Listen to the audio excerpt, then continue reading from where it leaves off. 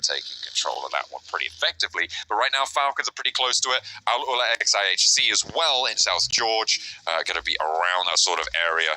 A lot of potential to control the West Coast from a position like this. A lot of teams, though, could just send straight across those Gatka fields into it as well. Yeah, and I think that if they were going to make that send, they would have to do it already. And that's the thing, that every single time you have a zone shift so far away from the plane path, you have to decide, right? Okay, are we going to stay here, loot, and be late? Or are we going to just pick up whatever item we can find and get on the move? You can even see Tiamba. I mean, they're the top team right now in this lobby. They're already 87 points. They're just trying to create that gap from the rest of everybody. Now, Tiamba, if I recall, Tiamba will not be playing tomorrow, right? So they're doing exactly what they need to, putting up so many points that nobody can even touch them. And man, they really started off strong here. And remember what I said at the start, where I predicted that the bubble would be somewhere in the low 70s? That's right. This is the first team to cross that threshold, right? Tiamba now 87 points. No matter what, it's very likely that they'll get through to the finals directly, right? Oh, yeah. Just off the first couple of games that they've had today. They obviously have more leg room now to try and stretch out a little bit of a lead, make their way up towards the top. And you know, there's so many different advantages, right, when it comes to having such a strong performance off the rip. I mean, yeah, they've already crossed that, threshold. Not an official threshold, but it is our estimate here, And if you do that so early, I mean, they still have 4 more matches left to go. At this point, it's just about making more money in the bank. But there's another thing as well they could do. What can they do?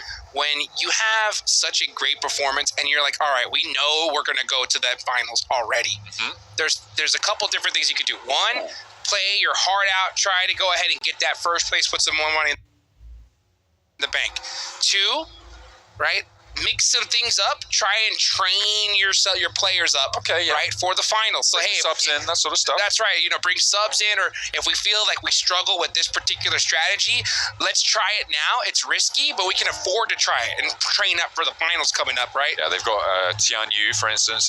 I think that's from a previous team. I don't know if they are playing or not. I think they've got a sub or 2 on the roster. It's possible.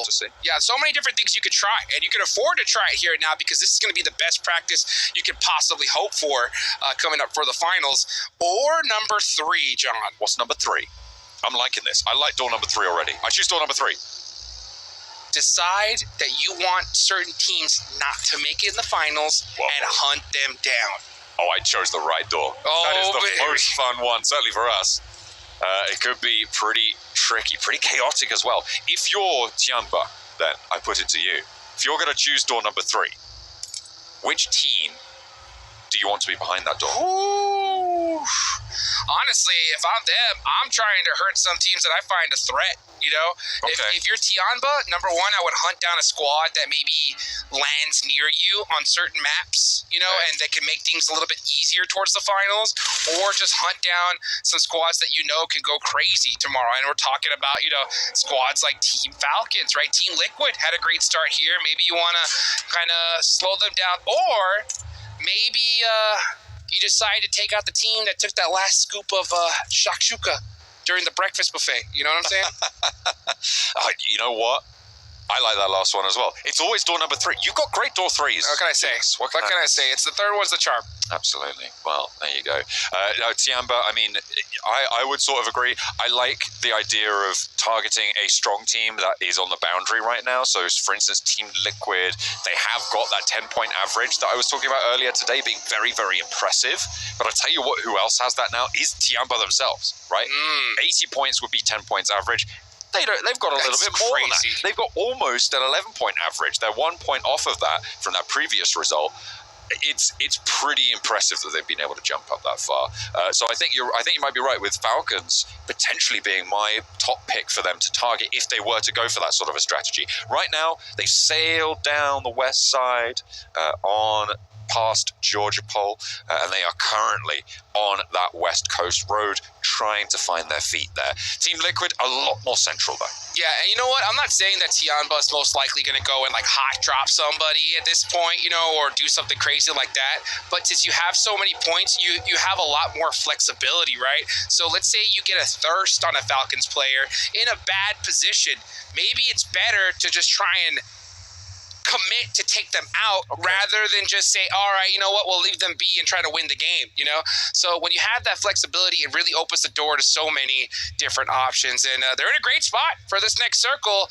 I knew it before I even popped. I was like, yeah, they are. I was going to say this circle, but yeah, look at that. They are in a beautiful position. You got so many squads out the way. Honestly, I'm looking up north. Brute Force in a terrible position. They've had a rough day yesterday.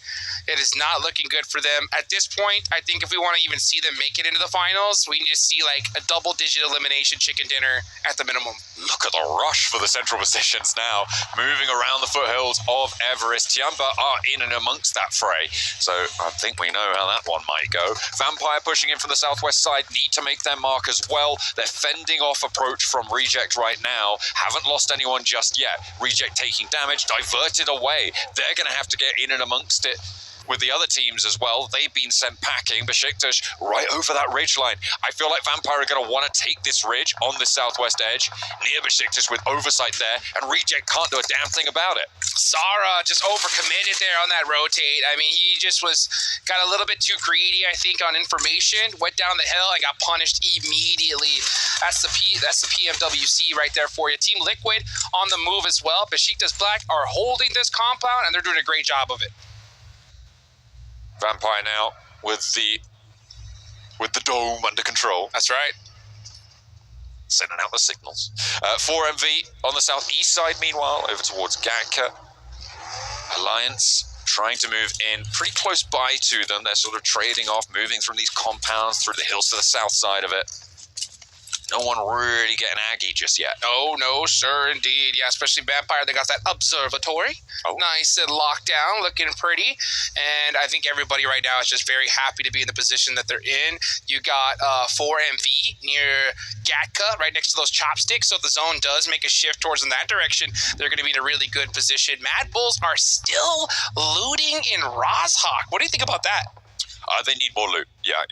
Basically, you win the game by having the most first aid kits. That's how it works. And so, actually, I think the recent patch actually made it so that the longer you spend in the blue, the cooler you are, and therefore, that's pretty sick. You gotta be cool. Hell yeah. Gotta be cool. That's for sure. But you know what's not cool is this rotation they're going to have to do. Very fortunate for them that this side of Ruins is not taken at all. But they're going to definitely have to combat a couple teams if they want to even get some points on the board here with this next possible shift. Where do you think the zone's going to go? Where do I think the zone's going to go? Let's see. Okay, with pure guess, throw a dart at it. I think it's going to go over to the North Gatka Fields. It's going to be a hard shift east, and it's going to be right on top of Falcons. I'm going to say it's going to go all the way north. All the way, D plus Kia going to get this circle right here towards Everest. Let's see what happens. That's pretty north. Pretty north right there. That's you. That's definitely you. Hospital in play. Other two. Let's talk about what impact that has. Tiamba's position right now holds out all of these teams to the south. TJB on their east flank actually helps them do that as well. They have this line. Everybody on the southeast side is going to have to figure out how to get through. The one avenue that they have, swing west, up that road, but then you crash into brute force on the west side of South Georgia. Yeah, you got teams like Alliance all the way on the south side. They're just going to have to fight their way on in. As we look at that, that knock right there, Sara getting punished. Nice shots there from Tosspick. These players are so good at popping people out of vehicles from long range. Just taking those shots and able to land them time and time again. I'm pretty sure my guns don't work like that when I play. Woo! Tony K with the Mini 14 as well, a range, able to do a lot of work. Tiamba actually fell back from their position that they were holding on that line, so they are giving ground. They didn't want to be the team actually holding that line.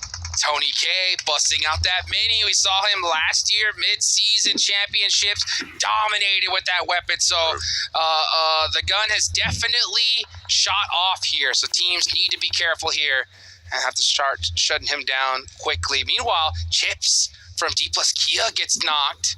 We're starting to see fights happen all over the place. D plus Kia getting punished once again.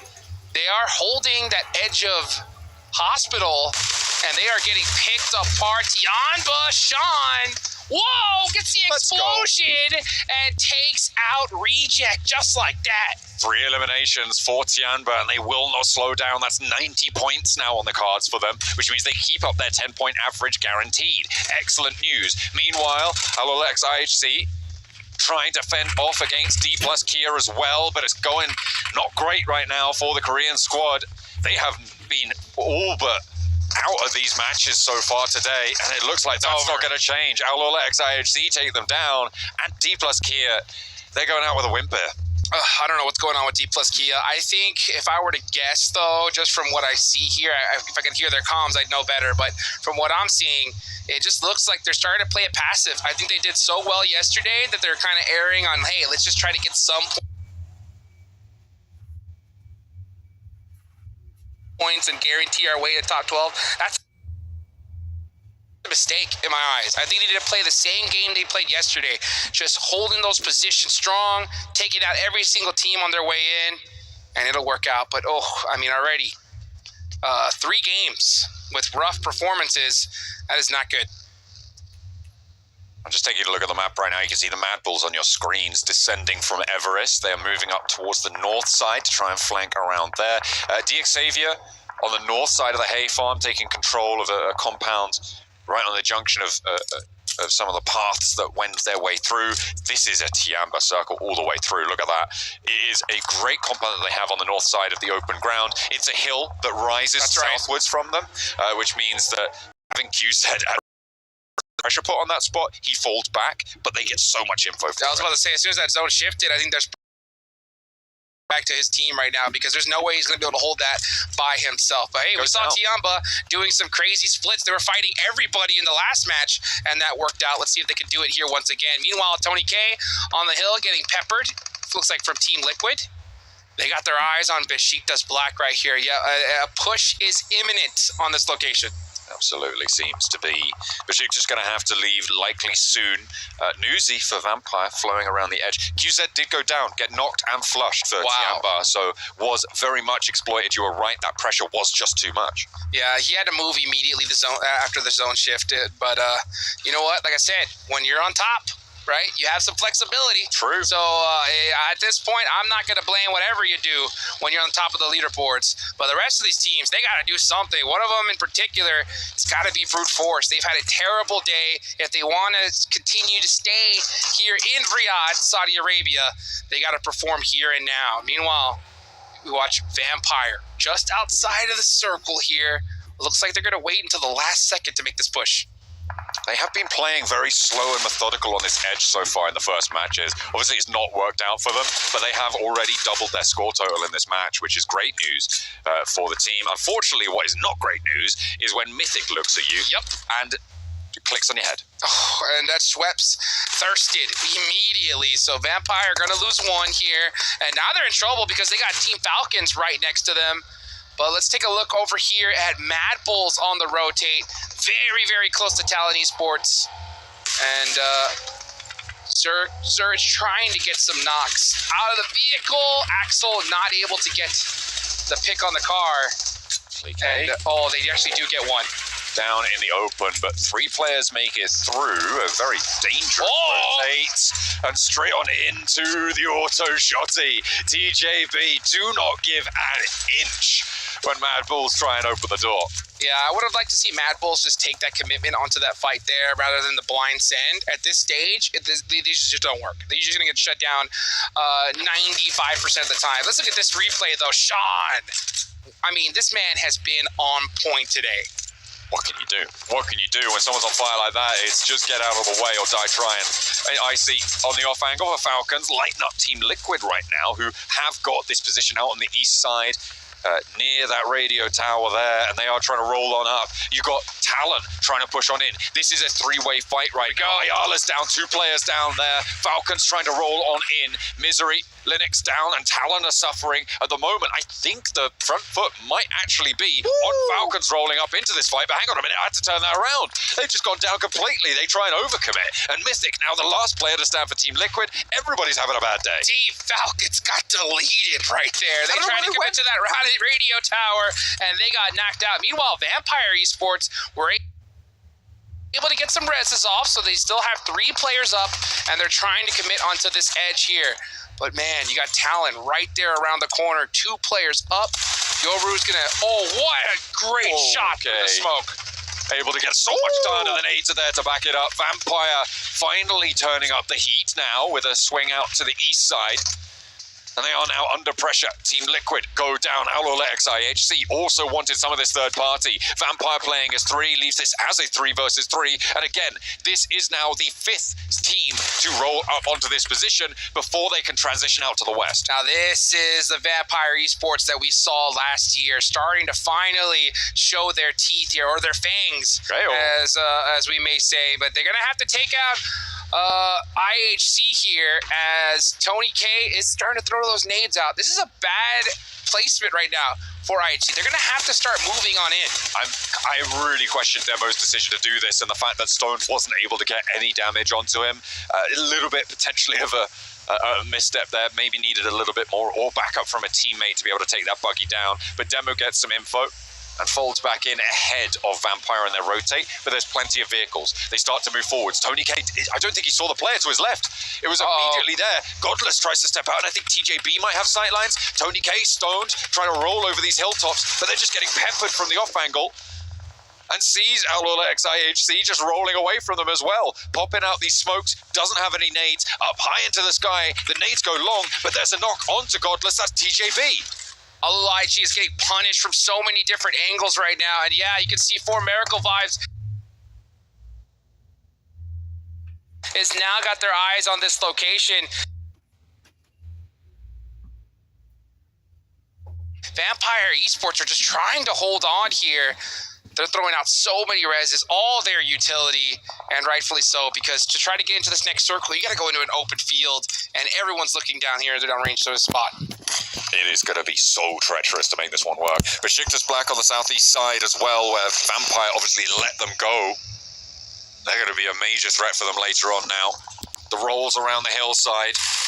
Alolex IHC try to find the shot. Tony K with the vehicle position gets a little bit of damage, but not too much more. 2 players for them to deal with. The Demo finally picks up something, and it's Newsy. He goes down entirely. Rogue, low, but heals up, stoned in the smoke. Tony K rolls forwards, up into the rock, has the M4 in hand, looks for the spray against the UMP, trades out, wins it. And there is also backup from his teammate to take out Alolex IHC, but there's only 2 vampires left.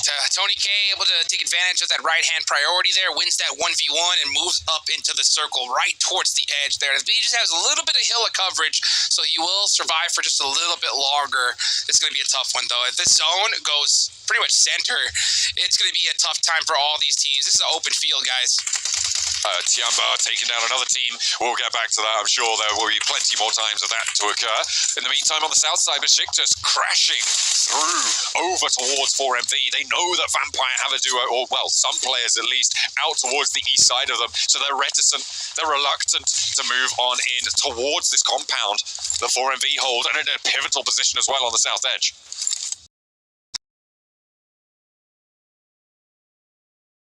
And start getting active. Brute Force going to have to do the same as well. Every single one of these teams is going to be holding the edge because it is a wide open range, dead center. So we'll see how these teams decide to play it. You can see Tiamba scouting for quite a long while here. But they're going to have to start making that move inch by inch. Tiamba, if they want 11 points average, they need 99 at the end of this match. Ooh. They are currently 6 points short of that mark. When you don't count the placement points they've already earned, which isn't too many yet, but it will start to ramp up. So they'll be ready. They're looking good. Now let's see how Alliance is going to approach this fight here.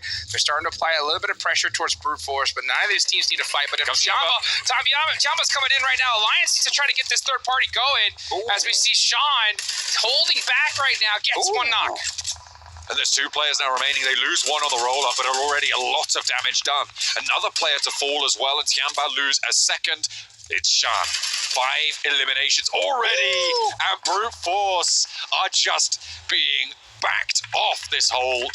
Alliance on the south edge. Going to move on up to replace that pressure as well. Sean low, but I think he's managed to get away with the rotate around the edge of Brute Force as well. Look at that. He's now out on the east side of them, has some high ground. Can he get some healing done? Can he get it back into the fight? Tianba committed like crazy there and are just devastating Brute Force in a game that they pretty much need to win at this point if they want to make it into the survival stage, because it is not, or actually if they want to make it into the main event here, because they're in big trouble. You can see Sean applying that pressure, 1v2. We saw him 1v3 a little bit earlier. Nades are ringing out from both sides, and that is gonna do it. Finally able to stop the proceedings there for Tianba. They get 6 limbs though, and they keep that 10-point average going, looking pretty healthy at the top of those tables. Alliance now with the chance to move up towards Brute Force, but they've already been softened up by Tianba on the north side, and this west side is looking so open for them. 4 players alive for Alliance. They've got the rooftop high ground. It is going to be so difficult to take this team down. I don't know if anyone's going to be able to do it. 4MV yet to dispatch Besiktas, but once they have, or well, if they have, sorry, for the Turkish fans, they will very likely be able to do so. That's kind of the main threat that I see. However, Vampire on the north edge, still surviving. I don't think for much longer given Cluck's position here. Yeah, Clux is staring at him right now, but the zone could still go north. So let's see where it decides to go. If it centers up right here, it's going to be pretty tough for all these teams. But 4MV are still alive. They have 3 eliminations so far, and they're going to have to start working towards Besiktas Black and vice versa. Let's see what happens with this next zone shift. This is stage 6, about to be stage 7. Jimmy, he's got the ankles, but Tony K nearly with the stiff arm.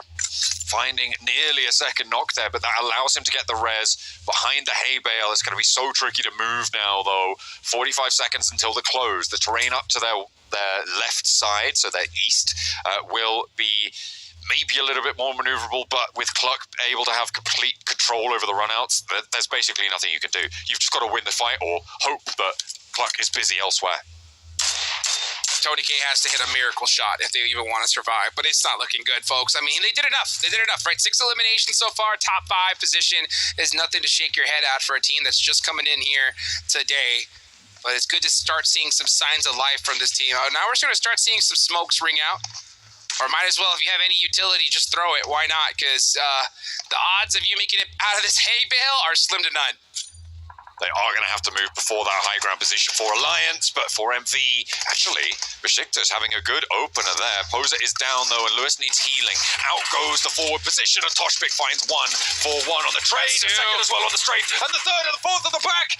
For MV get rolled over, and Besiktas mounts the side of the compound, able to push their way on in, forced on in, and I take my words back. I thought 4MV had it in the bag. But no, they did not. Besiktas Black coming in high, and Alliance did a great job here of cutting off Besiktas' rotation. They're taking up even more real estate. Tony K, though, survived. He made it out of that hay bale with all that chaos from that fight.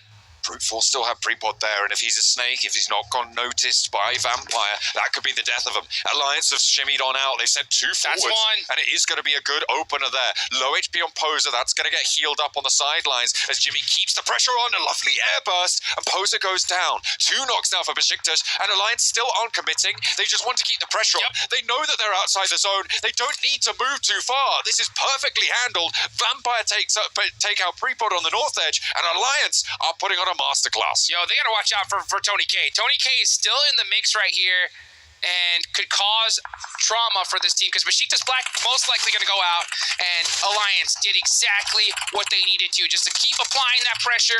Blue Zone's going to do the work, but they said, nah, we want all these eliminations, and they get them. Vampire 7 limbs, Tony K with the mini 14. They're split 2 and 2. This means you can isolate around the side of the hay bale. Individual fights a little bit easier, but the regroup for Alliance looks to come forwards. Jimmy's moving on up in those vehicles, trying to get closer. Stoned, meanwhile, on the back lines as well. As Cluck finally, is he going to get dismounted? Yes, I think he is. He's not going to be in this zone for the next time around, but Vampire going to have to move as well. Well, this is stage 8. The zone's going to go into nothing, and Tony K really need to hit a knock there. Stone got one, and that's onto Jimmy.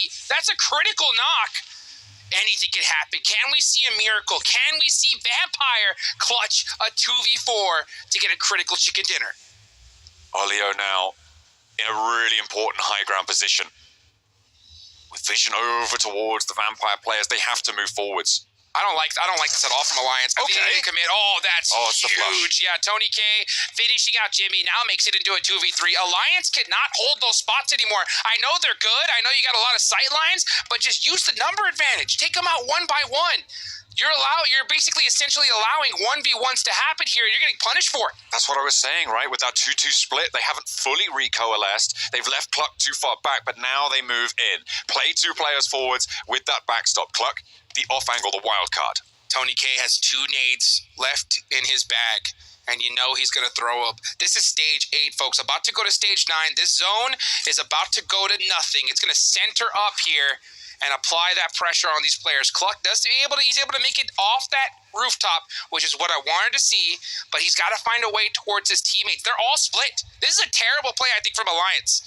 They can't be snaking and trying to do this. They need to go in. Oh, that nade. What?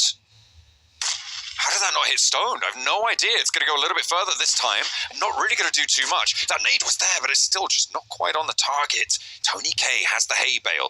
Vampire need to shimmy forwards. Alliance have the center. Tony K. Oh, he wanted to get you the crate. He wanted that crate so bad. Tony K goes down, and that's Stone out of there. So you know what? Sometimes patience is a virtue, and Alliance are able to clutch out the 3rd game of the day. And hey, you know what? That's still a good game for Vampire, right? They were able to get a 2nd place, 8 eliminations on the board as well, meaning that they have jumped up the tables a little bit faster than those first 2 matches would have you believe. But the chicken dinner goes to Alliance. Their 2-2 split, their hold on Besiktas with those opening nades. They knew they didn't need to commit to it. They played the outside. They have that crossfire backup. You can't get pushed. It was there. There's for the taking at that point. Man, beautiful game right here. A huge win for Alliance as well. You know that this is one that they have been waiting for. And a great performance for Vampire. We're starting to see some signs of life on them. I know we've only played 3 matches so far. At least they've played 3 matches so far. And this was one that we definitely wanted to see early on. Absolutely. Something that you really like to see. Started the match in 4th place. So you do Alliance rather, going to be jumping up pretty far with D plus Kia, with the Xavier not really having a great performance. Man, D plus Kia, you know, speaking of disappointing performances far, oh my goodness. I think they have like less than 4 points so far today. 3 matches have been played. We're now going to reach the 2nd half of this day and the last 3 matches for them. So, man, they really need to pull something out here in these last 3 coming up. It's not been a repeat from yesterday, and that's what happens when you get the death group green coming on into the mix, right? When you're playing against teams like Team Liquid, like, Tiamba, who's just always in their group anyway. Right. But when you've got Falcons coming in, when you've got Team Liquid, and, I mean, on that last game, I guess, Vampire, maybe not the first 2, there's so much more pressure on you. And it has been such a great watch to see Tiamba do what they've been doing over these last 3 matches. But we've got 3 more matches still to come for you today. We're going to be taking a break. We'll see you guys there. Make sure you stay tuned for more BMWC.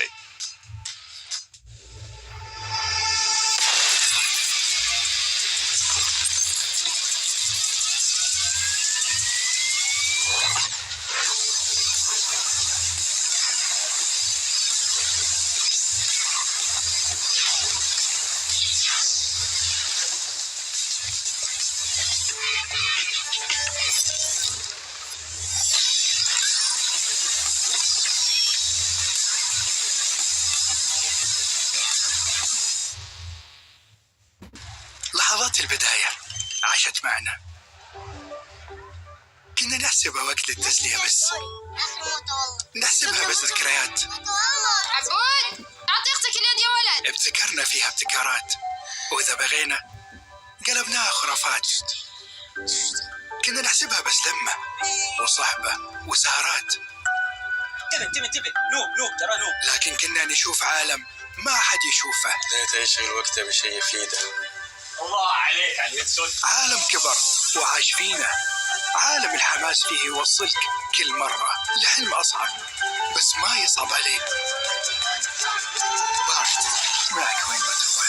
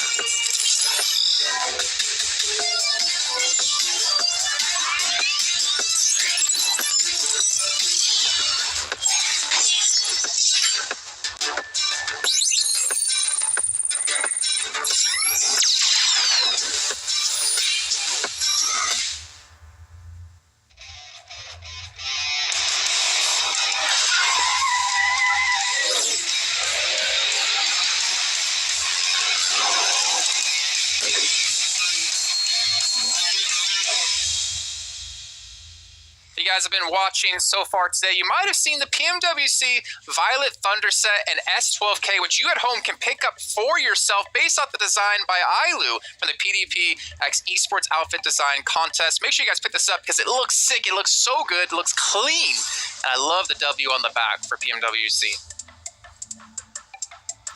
Great input, guys. Great input, gentlemen. They just looked at each other like, I agree. Yeah, Jason, you are the most handsome one here. You are the tallest, and you're the smartest. So thanks, guys. Tallest is correct. Yeah.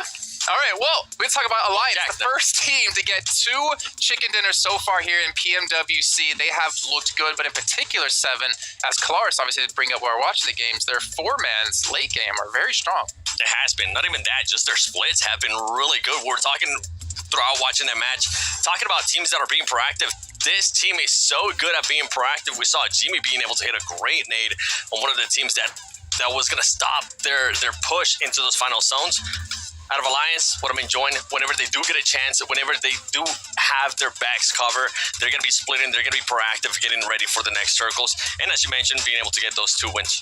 They're not afraid of putting themselves in danger, though, when they found themselves at a good spot at the very end. Speaking of Jimmy, he's the exact person to do it twice now. They didn't have to go out hunting for Vampire, but they definitely wanted it. Again, actually, it probably comes back to what you were saying about the brute force scenario on Erangel for them yesterday. They want absolutely every point they can scramble for, so they don't want teams denying themselves. Once you know that you are guaranteed 4v2 somewhere in this circle, you probably kind of do have to hunt them down if you want to actually get those limbs. Well, you don't have Maxman to curse you either, because he did that more enough in PMSL CSA. But I did want to point out really quickly, Aula IHC. Yes. 11 eliminations, 0 placement points.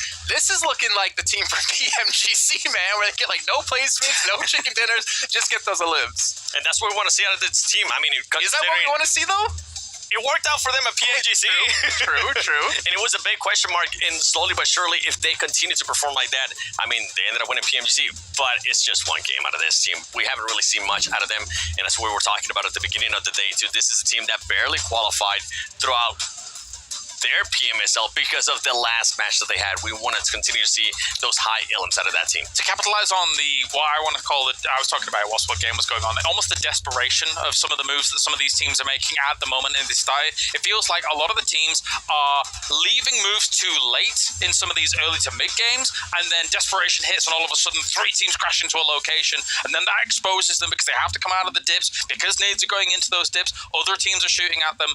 IHC was able to capitalize on some of that in this game. That's why you see those 11 eliminations come along. As the tournament goes on, that's going to become less of an issue, I think. I think teams will get more comfortable, less desperation moves will occur, so we won't see that conversion. Do you think that's a result of the format, right? Because you have 12 matches, that's it. To make sure your top 12 teams are trying to play too cautious and not the way they know how to play?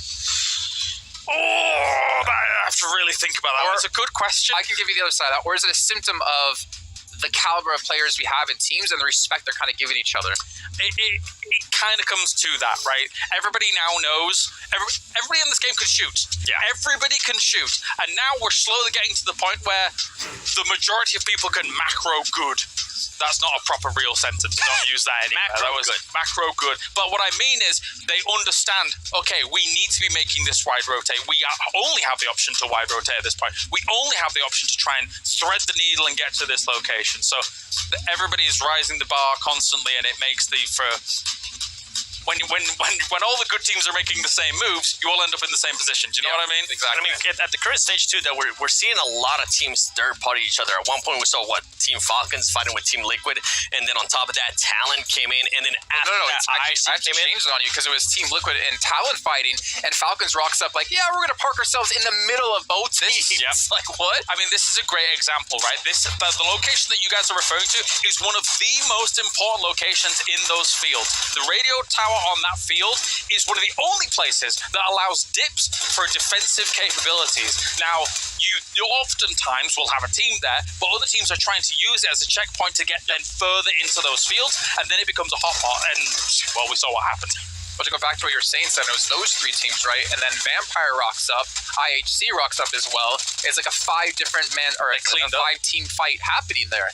And talking about Vampire, that's usually how we're used to seeing Vampire win their championships here in Riyadh. They're used to be known for being the team that is usually able to third party a lot of teams. I want to see a little bit more of that. I mean, Tony K too was able to perform really well, which we'll have to wait and see if he's going to continue on those performances. But going back to that fight between all those two teams, I feel like we're starting to see that more and more here so far at PMWC, something that I'm not used to seeing in previous global events. More teams, more big teams are willing to fight against each other, even outside the zone like it happened in this last match. Yeah, and Tony K, as we're seeing, I mean, he is the holder of most eliminations here at PMWC with 53. 5 eliminations. I mean, they had 1 point before this match. I think they got 14 points in this game, so they need him to step up. That's why I said 2 games. This is a little bit early to really kind of call them out here, right? Like Tony K, Vampire, how they are able to perform here on this stage for mid-season tournaments has been nothing short of miraculous. 949 damage here for the 5 eliminations. Do bear in mind as well, about 650 damage he was receiving. He went through an absolute war to get here. So it's not only the fact that he's able to get those eliminations on the board, he's also understanding that, hey, sometimes collateral damage is going to happen. I'm going to have to find some spots to be able to heal here, because in those fields, it can get dicey. Well, there is another team we wanted to talk about here, and we're talking about, teams kind of playing reactive or playing a little bit too slow. One team, I think, almost on the other side of that coin is maybe Brute Force, because we're seeing them change their drop locations. And Seven, I know you did want to talk about Brute Force in general. I mean, with Brute Force being the champions out of PMSL EMEA, by the way, this is going to be a comparison of what they were able to do yesterday to today. Yesterday is going to be on the left side. This is a team that after they're going to be playing their last 3 matches, you can see in the elims, they're pretty much around the same. If they continue on the performance that they currently are, it's going to end up being about the same.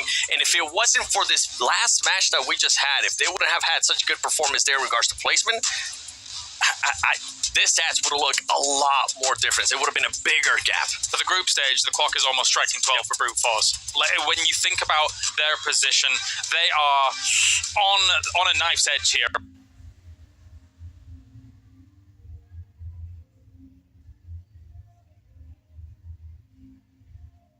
Right now, they are capable. I've said it many times.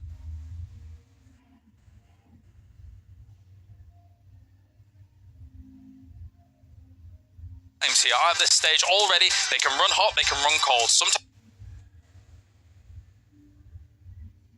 when they run hot, oh my days, they're getting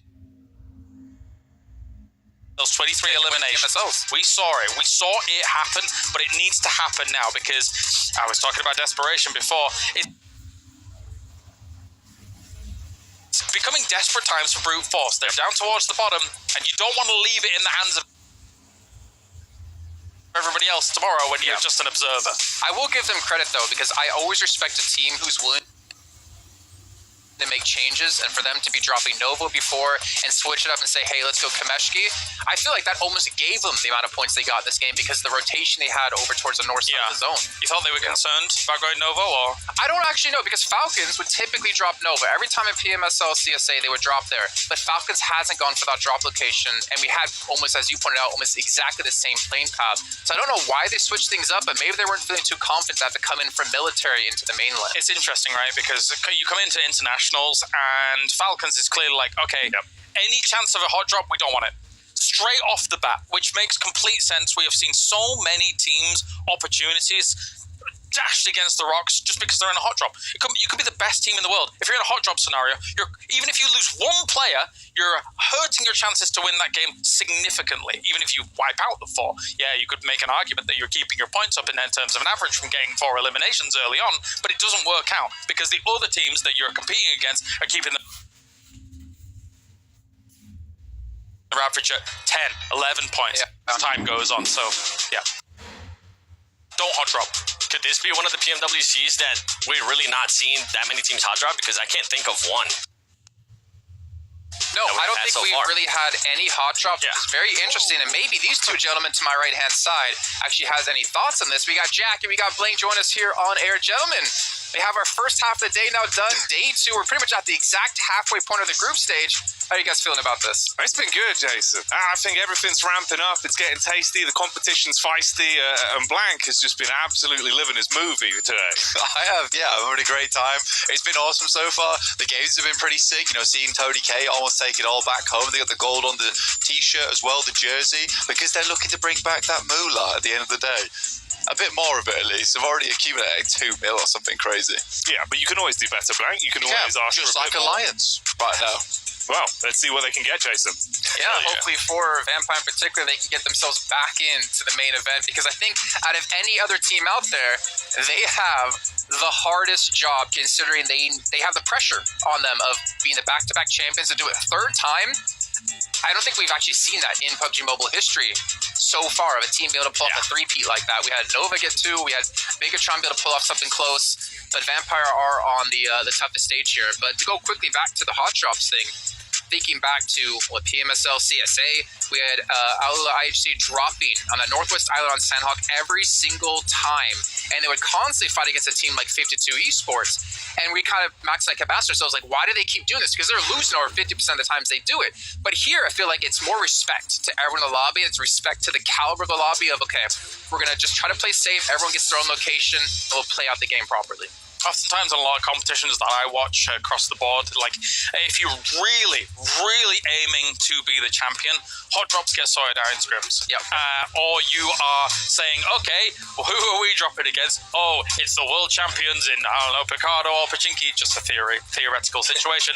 Let's not go there. We have a backup, right? You always have to have a backup in your mind here in PUBG Mobile. We've had teams had backup before, but they just keep on that ego. We're not seeing any ego fights here, which I'm actually enjoying. Let's go. 7, did you know, by the way, that PUBG Mobile has been nominated as the Esports Game of the Year, the mobile game of the year, and you guys can scan this QR code on the bottom of your screen to go vote. But if I'm not mistaken, Kalaris, we have a very special gentleman here on the desk with us. That's right. As you are well aware of, 7 World Gaming has also been nominated as an Analyst of the Year as well. Check him out. All right, well, we're going to head over to the stage here to kick off our second half of day 2. Welcome back to the STC Arena, where we are having our halftime breakdown. 3 maps in with 3 to go, and the leaderboard is starting to take shape. Sandstorm, for those viewers who may be joining us a little bit late, why don't you take us through the first 3 winner chicken dinners? I mean, first of all, if you're not watching the PUBG Mobile World Cup and Esports World Cup, what are you doing? We have some of the best teams in the world competing over the course of 3 days. Group Green started off strong. We had Liquid taking Sandhawk. We had TJB taking the first Wrangle game as well. So, I don't know. My group's doing well. What about yours? Well, my group being Group Red, the talk of the town is Tianba, absolutely storming with 31 eliminations so far in just 3 maps. So, there's plenty more action to go. We're all really excited here on the stage, as you can probably tell from our energy right now. So, let's hand it over to the casters to go into our 4th map of day 2. Damn, it feels good to have Barney on the stage. There's no one better to bring us in for the rest of the games today, Blank. He's getting the energy going, and damn right he should. Absolutely. Barney Banks is in the name. He's bringing the money back, depositing it here for us to redistribute to the players, of course. This man is where it's at, but it's also here on our angle where it's all going to break down. We've got the boys over on the top side of your screen, and on the bottom side, they're everywhere. You've got nowhere that isn't filled with players, filled with action today in the GT20 Pro. Outplay the rest, and you can only do that if you're playing on the best phone in the biz here, which all the players are currently using. Great little top shot there. I wish I could have seen that a little bit more, actually, on the map feed. The Observers did a great job in that moment. Yeah, they've been kind of killing it over the event, if I'm honest, bro. Like it's been pretty tasty. I've liked it. We've had some good pans, good establishing shots. It feels like I'm watching cinema, but on a smaller screen. Because the cinema screen's quite big. Yeah, it's quite large. Yeah. We do have that surround sound, though. You know, I used to think that cinema screens were blurry just because they were big, and then I realised they need glasses. You're blind. Yeah, that was kind of a game-changing moment when I went, oh, it's actually really HD. I'm just blind. Yeah, I've had that. I had that moment, but... Is this off topic? It's too off topic. We're on the plane path. We can talk about it. I had this moment like when I was a kid. I think I was 16 and going without glasses for so long. Okay. I looked at the ceiling. I saw lights. I was like, why the lights in HD? And I got really sad. I was like, I missed out on this for like many years. Just be lens flare.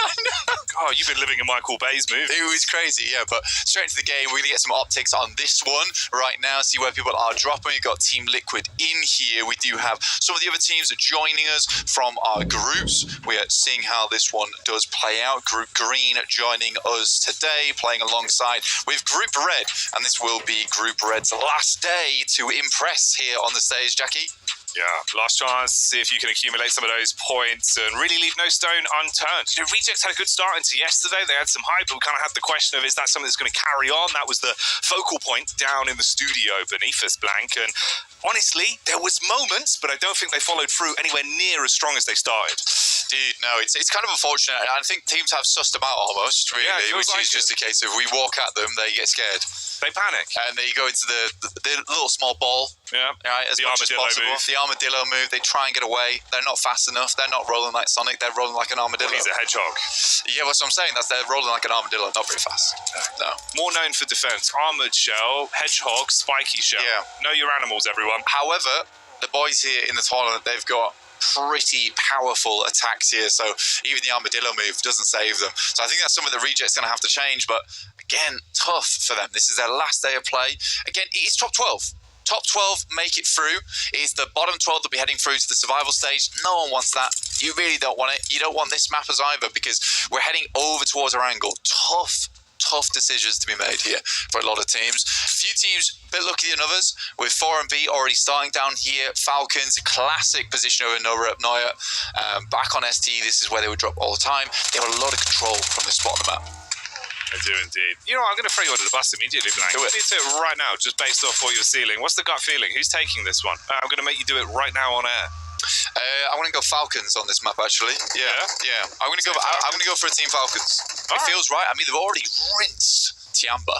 See, this is why we pay you the big bucks. Blank just knows what's going on. Falcons switching in immediately to kick this off. I smell it. You do. You kind of have quite strong nostrils for PUBG Mobile talent. Yeah. Thank you. Yeah, right. Yeah. Or PUBG Mobile talent. You sniff him out. You're like, that guy's going to play really good today. Tony K, I remember we walked into the green room. It smells like Tony K. It smells like Tony K today. It smells a bit like a vampire. I'm feeling it. But yeah, I think that Falcons should have this game pretty under wraps. I think from the position they're in, decent rotational spots. It kind of depends if they get Icy back up again.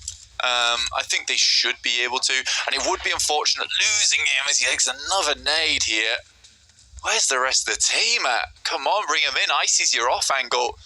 He's the guy that's going to hold back the tide. At least the smoke's thrown on inside from top here. And this is Tiamba, that although down, could still make some problems out of this one. They've been looking pretty good over the course of today and yesterday, at least with a gun skill and a lot of the individual firefights they've been thrown into. And they haven't had much respite, Blank. It feels like someone is always targeting them, or they're looking for opportunities to get stuck in early. But down to just a duo in the opening moments, it's not the dream, is it?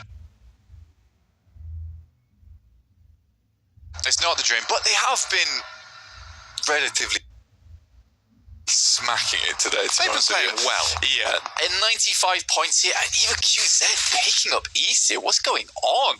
They need to finish this off quick. Luckily, Icy's brought back up again, but he's still down. A member will get flushed out by QZ. What is this play coming through from Falcons?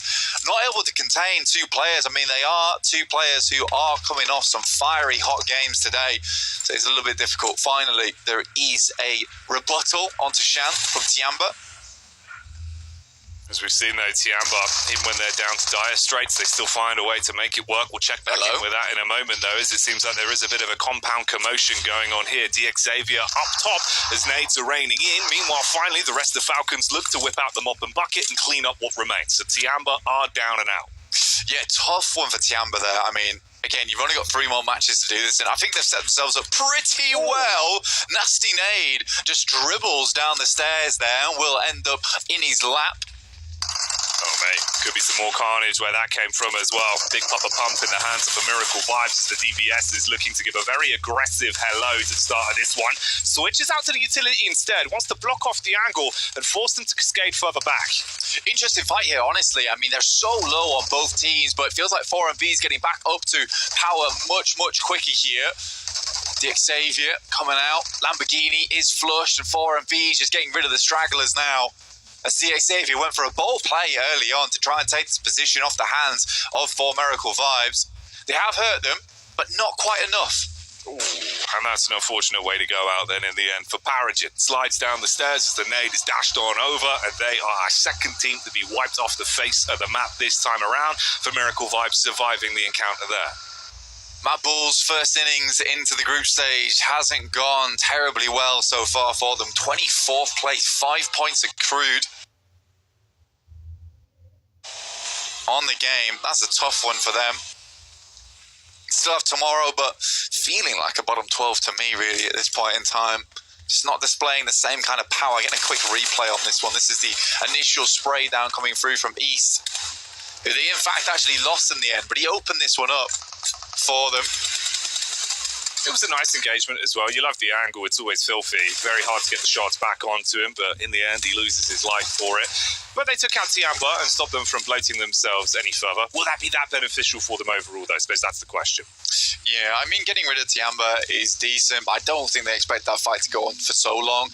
And again, for Falcons, it is a case of you're coming up against the toughest team in the lobby currently. Yeah. So that was never going to be an easy fight. But they do well off the back of it. I like it. I like it a lot.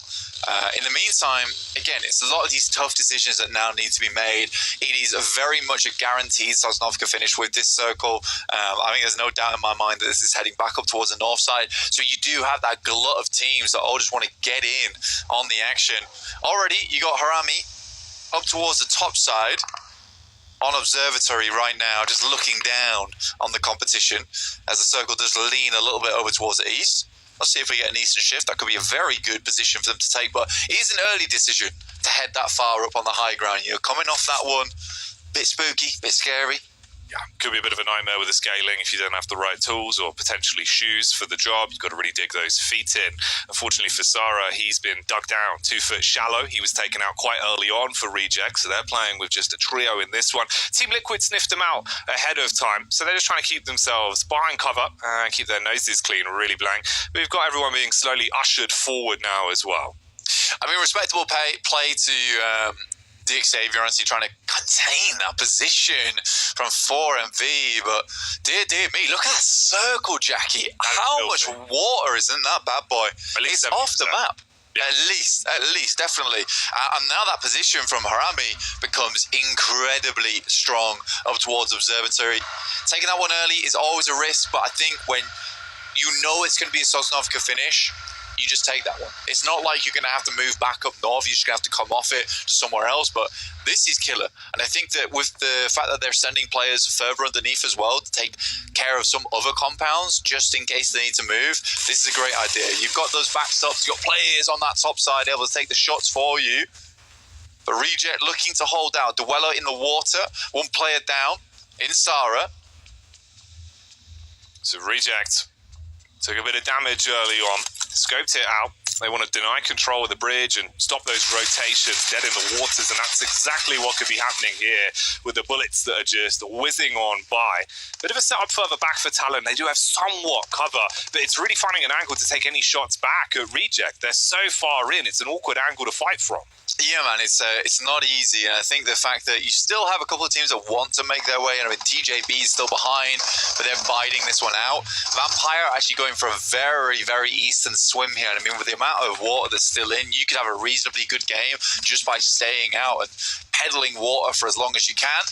Nice nade from Mad Bulls over towards Harami, and this does feel like somewhat of a mistake to come off Observatory so early, because they have just completely left it, and by that time teams should have moved in.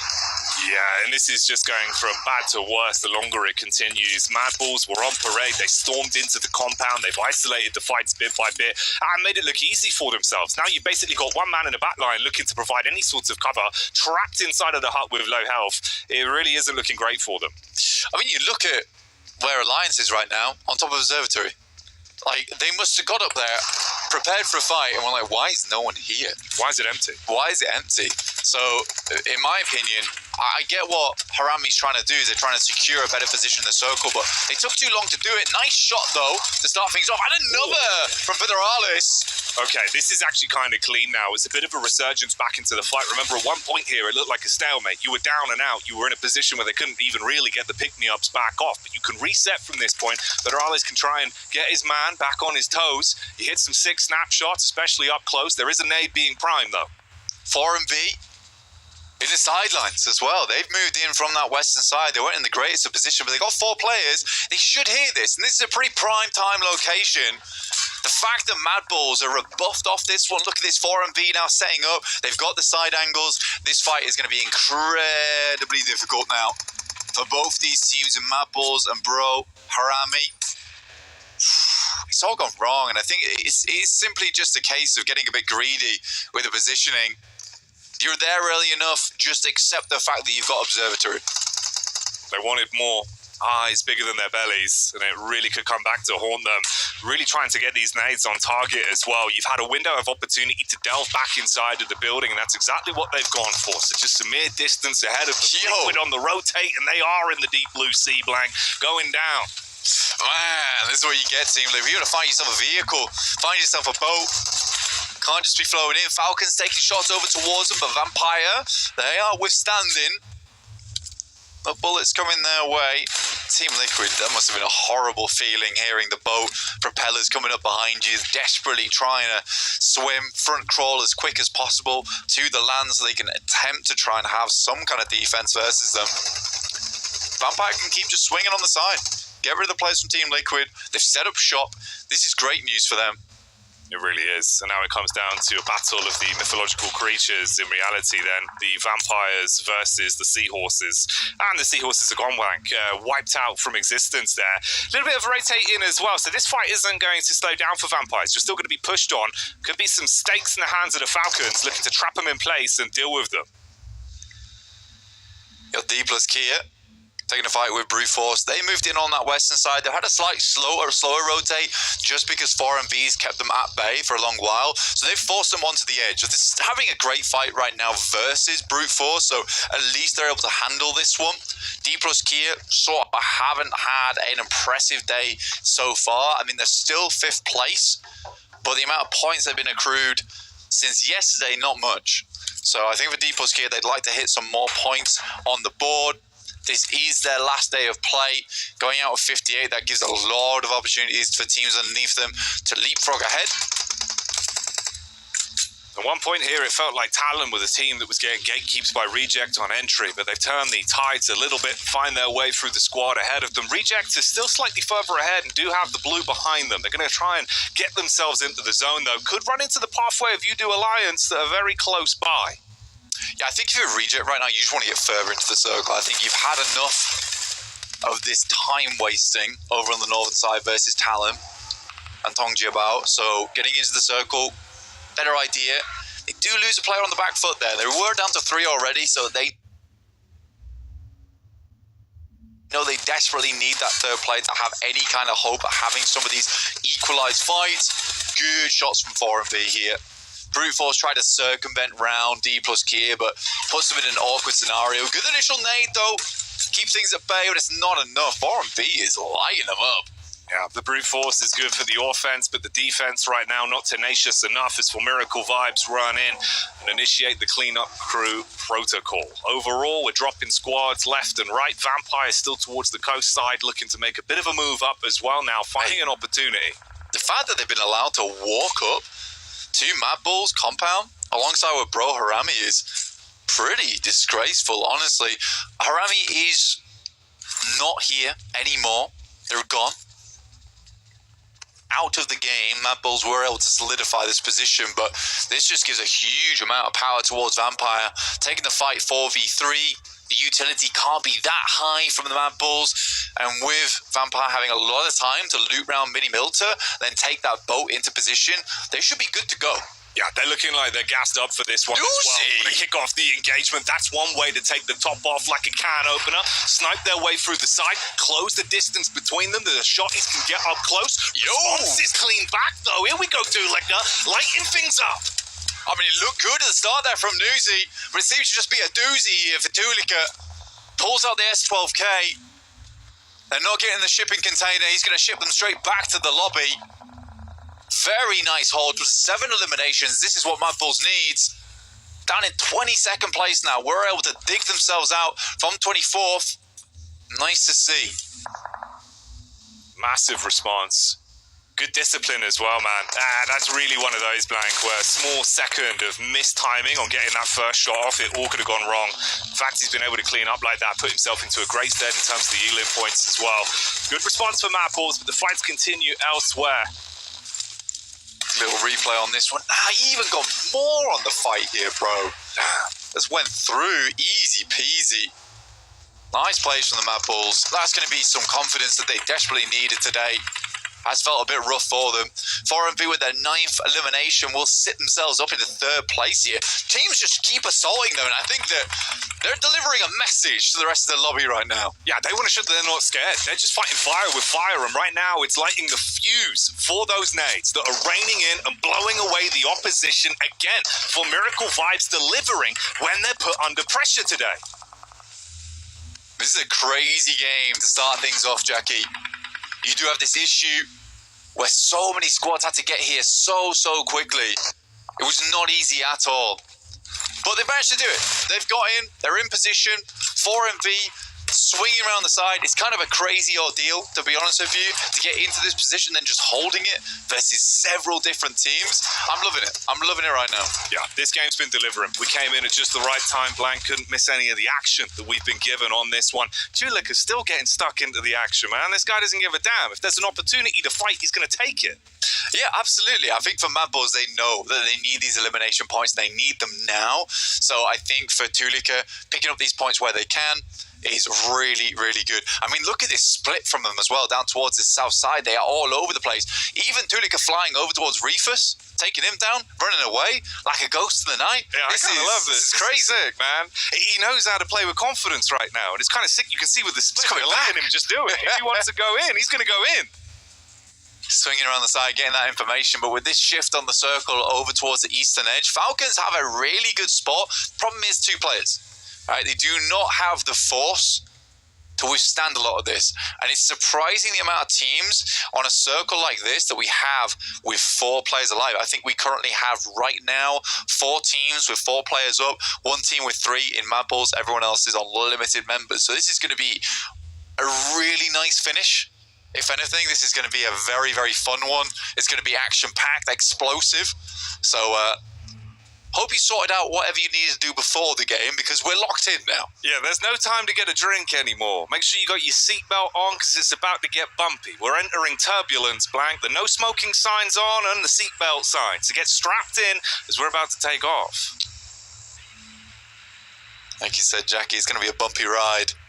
We're going to go this way and that. You might end up 180 at one point. Woo. But don't worry about it. We got you. We're here to fly you straight through to the end of the game. IHC starting things off. 4MV looked pretty impregnable for quite a while, but at this point in time, they're just losing members. I think it has just been a case that message was sent out, and there's been a bit of a response here from IHC. You're not the only elimination-heavy team in the lobby.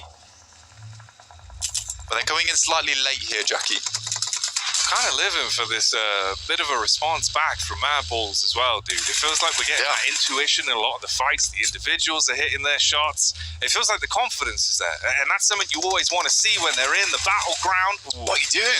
Yeah, this feels a bit rough. Alliance usually so switched on over the course of the day. At the minute, though, you isolate yourself and lose out in an important way against Talon. I think they try to hold up on the high ground for a long time. I think as soon as you see that circle shift, you should just be moving.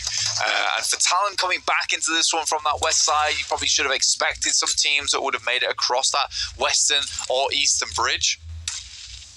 Leons is furious, just desperate for the rest of his team to get across that road, to regroup with him. There is a bit of a comeback here, though, from Alliance over towards Talon. Can't count this team out. Currently 2nd place, the only team with 2 chicken dinners in the tournament so far. So really doing some good stuff. Oh, man. And Leon's by himself. He's taking down 4MV. Yeah, he's like literally soloing this right now. He's just taking on the raid boss and dealing a good amount of damage out one by one. Misery loves company as well, Blank, and the problem is it might be in the favor of more elims going the way of Udo Alliance versus Talon as they come up the hill. They've been dashing nades back to back to back, but they're going too wide with the geometry. They're up close with the weapons now. You've got to be split-second decision-making with this. Pulls out for the secondary, does good damage on the first, and they're starting to make it look rough. Mate, Leons is still having an impact on this fight. He's securing the location ahead and securing the location behind. He is on a swivel this game. Naxel attempting to get down the hill, but there's already players snaking it out. And there's no room for him. There's no room for him and his teammate currently in the circle. The blue pushes right up against his head here and will force him further forward soon. But Leons is having such an impact. in this game. It's nice to see because, I mean, Jimmy going for some of those off angles earlier on. Now it's Leon's taking this one. Everyone can play each individual role very nicely. He is now down to just himself. I think he did a fairly decent job at trying to keep that fight alive for as long as possible. IHC coming in. 4 and V just bled members, but I think they've already done pretty good this game. 11 elims, it's lovely to see. And we've just like that, with a snap of a finger, we've lost all those teams that had 4 players alive. And suddenly, Mad Bulls is our strongest team in the lobby. Yeah, and they've been kind of playing pretty damn good in this one with the isolated fights they've been taking. If they can coast it out for the longevity, think about the finish. There might be more for saying about the Mad Bulls. IHC do get an opportunity to strike back on the 4 Miracle vibes. You go from 2 to just 1 single player looking to make much done. We talk about solos, though. Look at the discipline on this. Still finding opportunities to take isolated fights and get a couple more points, even if he is in a really rough spot.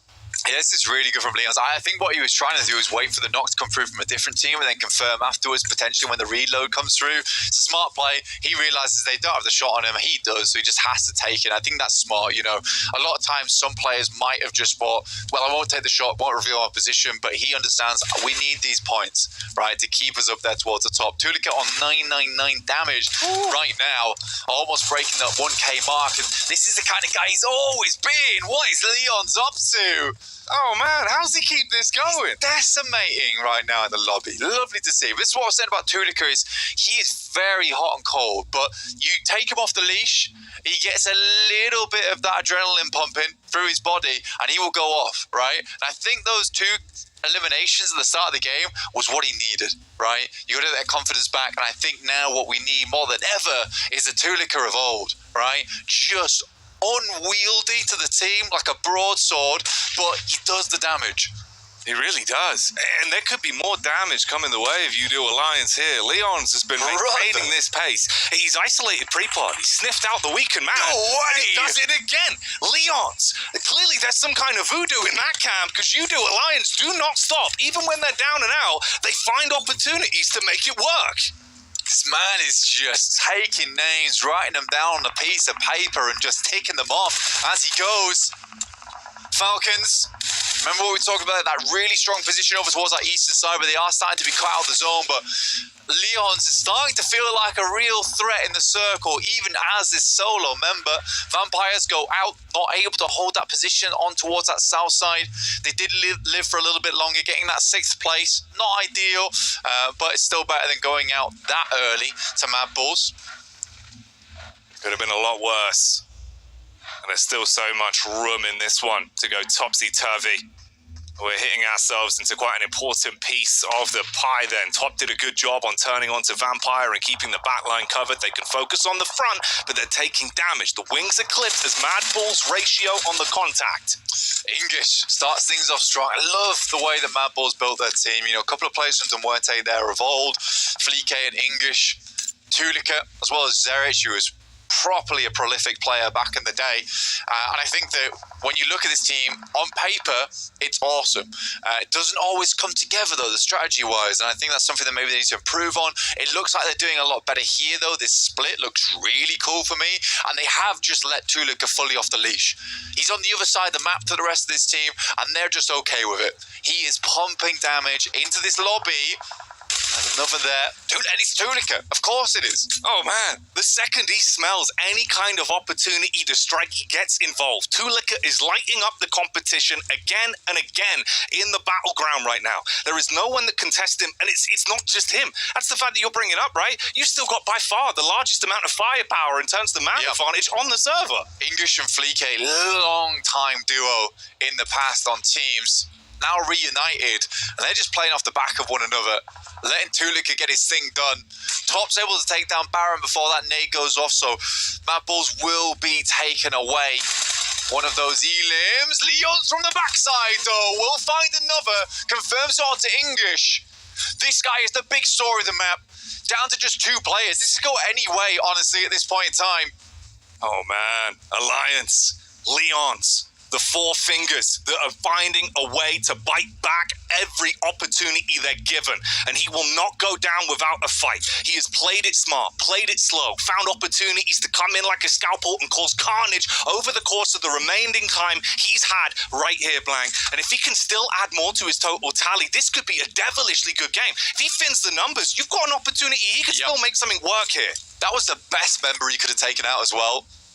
Onto Mad Bulls, dropping him down to 2 players. There's a real chance now for him, as well as the fact that he gets a massive resupply. 7 grenades in the back pocket, 2 Molotovs. He's got a lot to work with there, and that one elimination might just be the difference maker. Flique on the back of a tree. This is easily nadeable here for Leons. Oh, Leons, how far can you take it? Can he live his movie the whole way through and somehow snatch away another chicken dinner? Is that the storyline that could potentially be built from this one? It would be off the back of broken, busted squads that have come in front of him. He's taking damage from the side, though. Flique spots him out. Nade thrown wide. He's looking to punish now. Bobbing, weaving. The man's a Hell in a Cell boxer, and he's looking to throw out the right hook. Switches back to the nade. Wants to engage on this one. He's waiting for his opportunity, primed and ready. The damage is going to go wide, Blank. He's got so many to work with. Got a Molotov as well. Hasn't used it just yet. Sends it behind the tree. But Flique's playing pretty perfectly until that one knocks him right in the gob. Another nade sent out randomly over the side, clearing out the other tree. Now knows that Tunica's further down the hill here. What is happening here? A 1v1v1. A 4-way towards the end of the map. This is Leon's world, and we are just living in it. He is the beating heart of You-Do Alliance, and he will not stop pumping until he has found a way to carve a path to that chicken dinner. But there are still squads in front of him. Everyone isolated, playing the long con, playing the angles. They don't want to make that first mistake now. Just cutting through the lobby, assassinating members of other teams where he can, going toe-to-toe with 2 in front. Heads down the hill, spots another there. That should be an easy elim for Leon. Strikes it up to 13 elims. Contains the high ground. What an incredible game this has been so far from a solo. Lucky number 13 for Leons, but he doesn't need any luck. It's all skill right now with the way that he's been playing this one out, focusing on being able to isolate these next 2 fights. There's such a good timeline for him here. He's got through the hard part. He's just got to be able to pull it out. Ooh. Lucky to be alive. That one really was divine intervention. He can tuck back into cover, re-heal off the back of it. He's still standing. Top, out in the open here, challenging him to peek out. Gets a spot onto Rogue as well. This is perfect news for him. Circle's going to close in. Stage 9. Last one. This will pull all teams together. And Leons has to run down this hill. Brazen play he'll have to make. He's looking for that opportunity. His best bet before he kicks in those sprint boots and starts on running. There's the response back, though. First pickup. Yo! He goes on to do it. A massive performance. You-Do Alliance, they do not go down. Leon's as a solo stand strong, and once again, a chicken dinner is theirs. What an insane game there from Alliance. They were pulled apart, the Alliance broken, but united still, they stand strong towards the end of the game. Leons, like you said, man, that was a move. We were talking about cinema at the start, but this guy's blown my ears off. Blown the roof off the studio too. Outrageous. The fact that he's been able to make the right decisions, hit the shots, and the timing on it all, dude. We're looking at it thinking, yeah, You-Do have played damn well today, but surely not here. Every time we're going, Leons. The back-to-back as well of that one. He looked incredibly slim on the opportunity, still makes it happen. This has been a disgusting game from Alliance, and they're here to play. Woo, yeah, they were. They were here for business, Blank. This ain't no leisure trip. They're heating up the studio. The energy down there must have been wild. You're thinking everyone else on the squad looking towards Leon, just seeing him make the plays, blown away by the fact that he just continued to add insult to injury every opportunity. Yeah. The 1 HP hit as well behind the rock, but it could have been crazy. It was crazy. It could have ended right there and then, Jackie. The best thing is, though, some of those rotations, which I'm sure the desk will break down, but as a solo, you really have to pump those minuscule details in those end games, where he moves up towards the high ground, realizes this is going to be the best spot for me. I can play on Lion's Rock, get some identifying information on the teams below us, then play off the back of that. Goodness me, even just shooting the tires out of the car as well. Man, what a crazy game from there. Let's see what the desk has to say, because we're all out. Tembak je,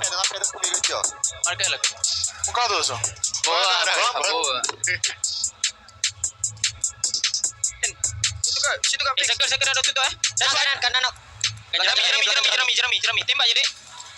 Nice one. Anjing telur.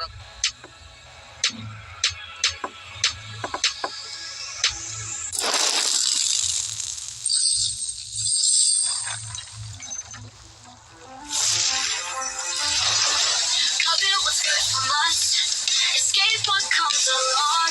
You do colorblind to visualize who we, what they wanna live for.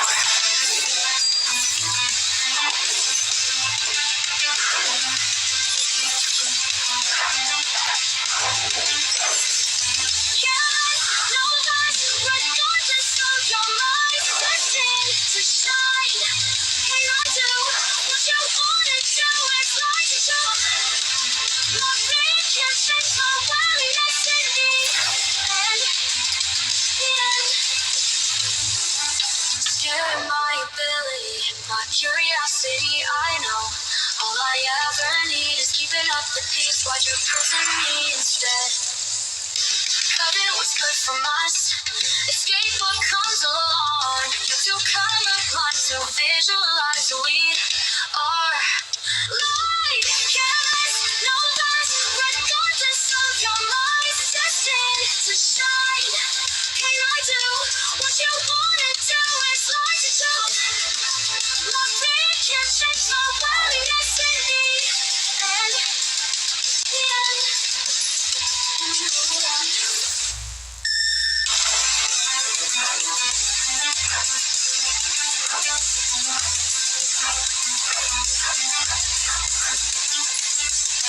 Dark folks pray for us, wonder what they wish for, what they wanna live for.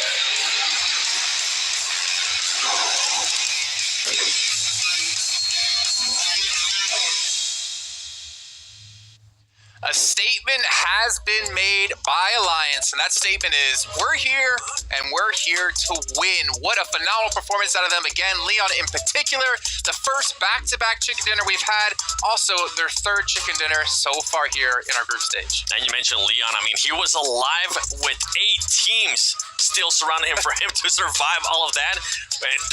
We've been talking about, are we finally going to be starting to see a team being able to get those back-to-back chicken dinners, which we didn't get a chance to see yesterday with all the uncertainty. It's good to see that Alliance, out of all the teams, Alliance ends up taking that back-to-back chicken dinner. I mean, they're feeling it, right? It was ridiculous this game. Not only did they start things off by hitting the crossroads south of East Bridge and taking out 2 members of Falcons who should know that area and should have command of that area, they then go on to be able to win out a ridiculous scenario down towards the bottom. Do I need to make a noise? Oh, wow! Look at this, 2 over the I don't think you are indeed for 2 simultaneous. Yeah, it's difficult. Damage. But the fact is, this game, it wasn't a team game, honestly. It boiled down to those solos. Tulika coming in for Mad Bull, so important to see because Zerich got eliminated early, and Zerich is typically the player you look at when it comes to Mad Bulls, and for him to step up when they needed it, especially against Vampire there, we saw with the shotgun, that was getting Mad Bulls back in the mix here. What better way? Legends of PUBG Mobile here at the final moments. 1v1v1v1, all on different angles. Alliance having the high ground. Big, pivotal decision maker here for this final moments. It really was. And then for me, Top, I was hoping we'll start seeing Top being able to clutch it up. One of the factors that was a bit questionable out of Team Falcons in their region is their clutch factor. Unluckily for him, he wasn't able to do it, but Alliance, 24 points, and Mad Bulls, the way that team was able to rotate, we'll talk about that a little bit later, it was quite impressive. They ended up with those 15 points. Alliance might have passed Tianba here for first place, and Alliance, they're guaranteed through to make it to the main event now. So now it's all for them about how many more points can we score to potentially take home, what is it, 70 grand for first place here in the group stage? Big stuff. I mean, yeah, and the difference in which both of these teams have been able to make it to the top as well, right? Tiamba, no win under the belt just yet. Alliance, they were the first to get 2, and then they were the first to get 3 straight away right after it here for the tournament. A team that we're talking about that we actually got a chance to see there again on that second page was Al-Ula IXC. I mean, we're wondering what was going on in the first 2 matches. Now back-to-back matches where they are able to put up points. And it wasn't just elimination points out of IXC. It was actually some placement points as well. Yeah, very true indeed. And we're taking a look at the second page. You can see Team Liquid there off the back of their start with their win. They have been a little bit quiet, to be honest. Yeah, a little bit. A lot. I think Team Liquid is able to thrive in situations where, again, as I mentioned earlier, where they control space, but they need to be able to controlling space, they need the lobby to be a bit more predictable about how things are going to be moving in around them. Again, there's a bit of chaos right now in the first 2 days. Chaos was the perfect statement for that last match, too. Considering the zone we had going very far southeast, 50% of it was water. We saw multiple teams, Team Liquid and Vampire, both take into the island as well, where obviously Vampire came out ahead in that one, but that was not an easy zone to play whatsoever.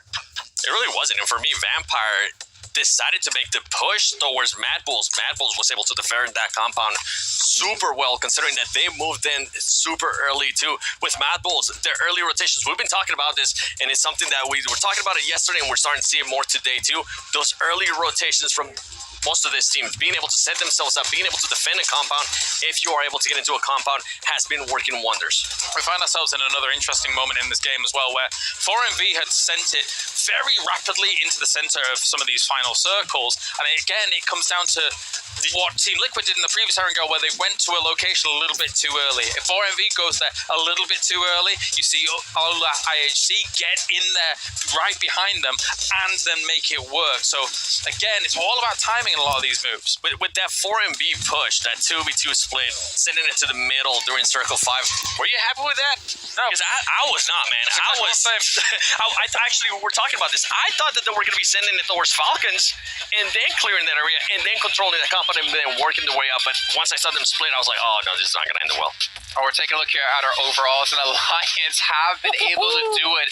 But as you always point out, seven placement points outside of their chicken dinners, whereas Tiamba has 29 points outside of their chicken dinners. A night and day between the 2 teams, but nonetheless, it's been enough for Alliance to get themselves through into the main event.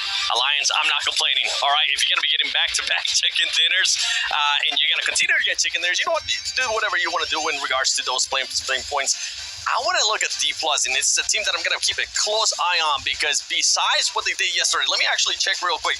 They started off today with 57 points. That means after 4 matches, they've only gotten 2 points, and it kind of goes along the lines of what you were talking about, Kyle, which is that team just kept getting blessed and were able to take advantage yesterday, and it started to look like a fluke. Man, it's been a non-starter today, hasn't it? Only the 2 points on the board. And again, you know, we've seen you pose the question of, okay, how are they going to fare when they have to chase the circles a little bit? And unfortunately, it's been kind of catastrophic. It's not been great. You know, it's been absolutely awful. Boom Esports here. one of the few teams who have played out 6 matches so far and being surpassed by others. TJB, Alula IHC, Team Liquid, even Falcons knocking on that door. It's getting some rough times for some of these teams in Group Yellow, which I think we're kind of all having to agree Group Yellow is definitely looking like to be the weakest group overall. Yeah, 1 through 8 has been completely painted red for now, but beyond all of that, I'm expecting in the next game or 2, teams like Reject, who by the way, Brute Force have now taken over, I'm expecting these guys to, if they don't do something, they're going to be falling down beyond where some of these Group Green, or the better performers in Group Green, are going to be actually able to push up. So if that happens in the next game, something needs to happen for these guys. Something needs to happen indeed, and they're starting to run out of time as well. Remember, this is the last day of play here for our Group Red, and it comes down to tomorrow with Group Yellow and Green still to play. By the way, Seven, I'm going to challenge you here to do something here that you're probably going to hate me for. Did you know, if you follow PUBG Mobile Esports over on TikTok, up from now until July 30th, and post a video of you doing your favorite victory dance, whether it's in-game or out-of-game, you're automatically entered to win potentially up to $3,000 in virtual gift cards. And I want to see what kind of dance you got going on here, Seven, for us today. I wanted to do something, but I saw your face. I was like, you know what? I'm not going to do it. No. Okay. Unfortunately, not going to happen. Maybe our casters can dance first. So we're going to head back over to Jackie and Blaine to kick off our 5th match of the day.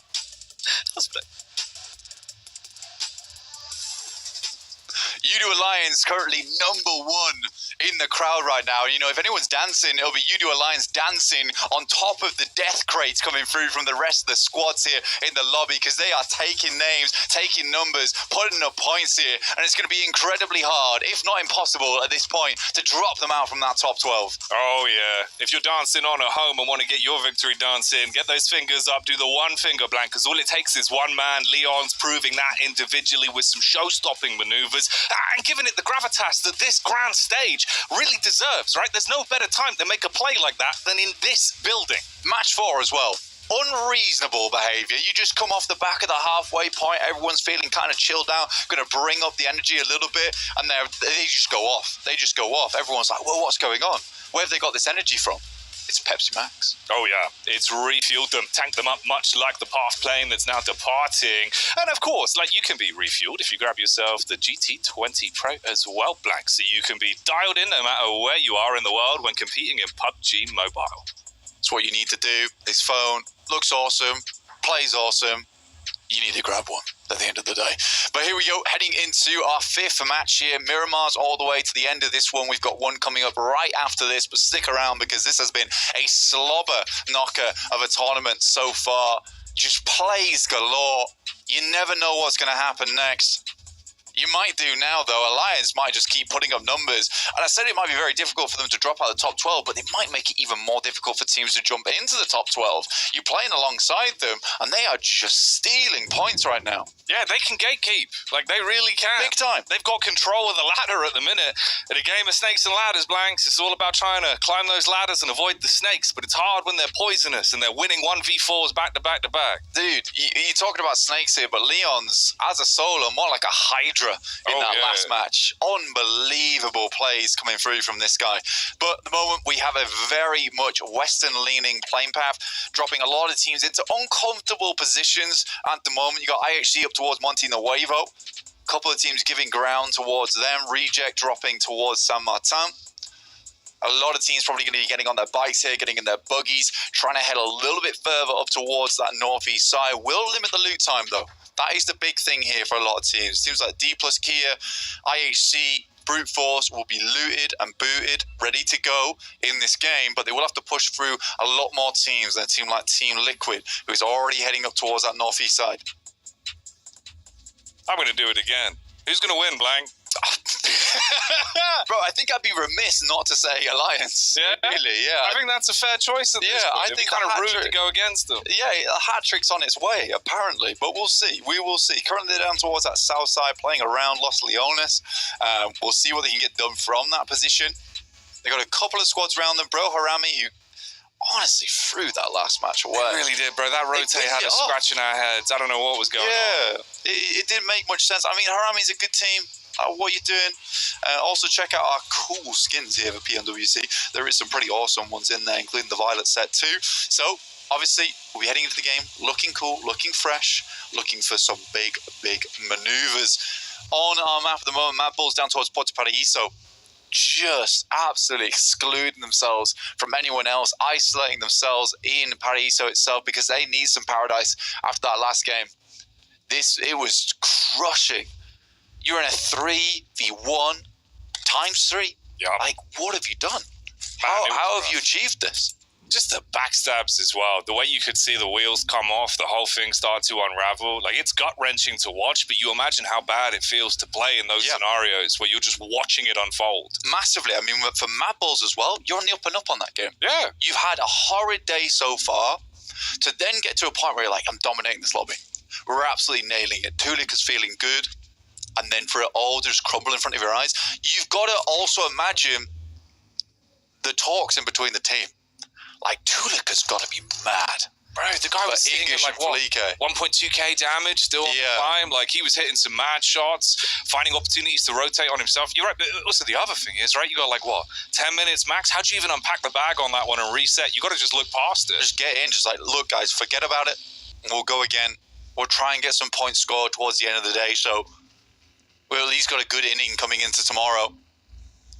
It's sad though, bro. It's really, really sad. Looking at the map though, we do have some teams taking residence towards the center now. You got Vampire, as well as Team Liquid, Reject, hovering around Power Grid right now. Bit of a split from them. I think it's okay for now. Most teams are more worried about getting that loot on board with the Western leading playing path. Yeah, I'd like to see Reject as well. I know I am like the #1 Reject guy. I'm always in the corner. I even brought my own homemade flag. Yeah, bro.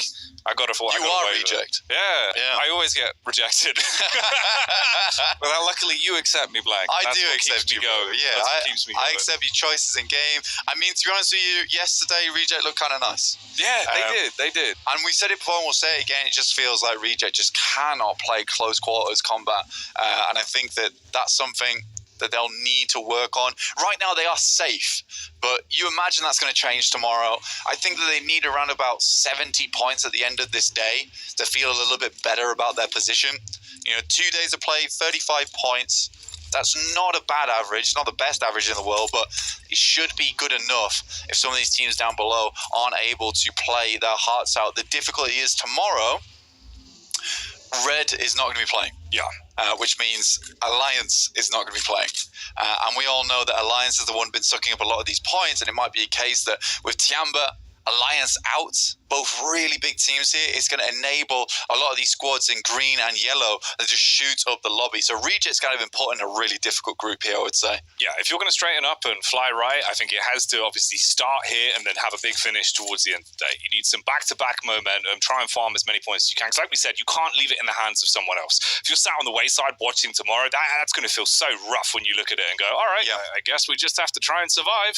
I mean, exactly, like coming into this group, I do think that Reject has been hurt just by being sat in Group Red. Because if you look at it, DXavier, great team. Besiktas Black been able to put up some really good performances. Alliance, insane. You've also got 4 Miracle Vibes, a big favourite for a lot of teams coming into this one. Brute Force, one of the best teams from EMEA. And then you've got Reject, which a lot of people didn't have too much hope for. But on our screens, that's your teammate.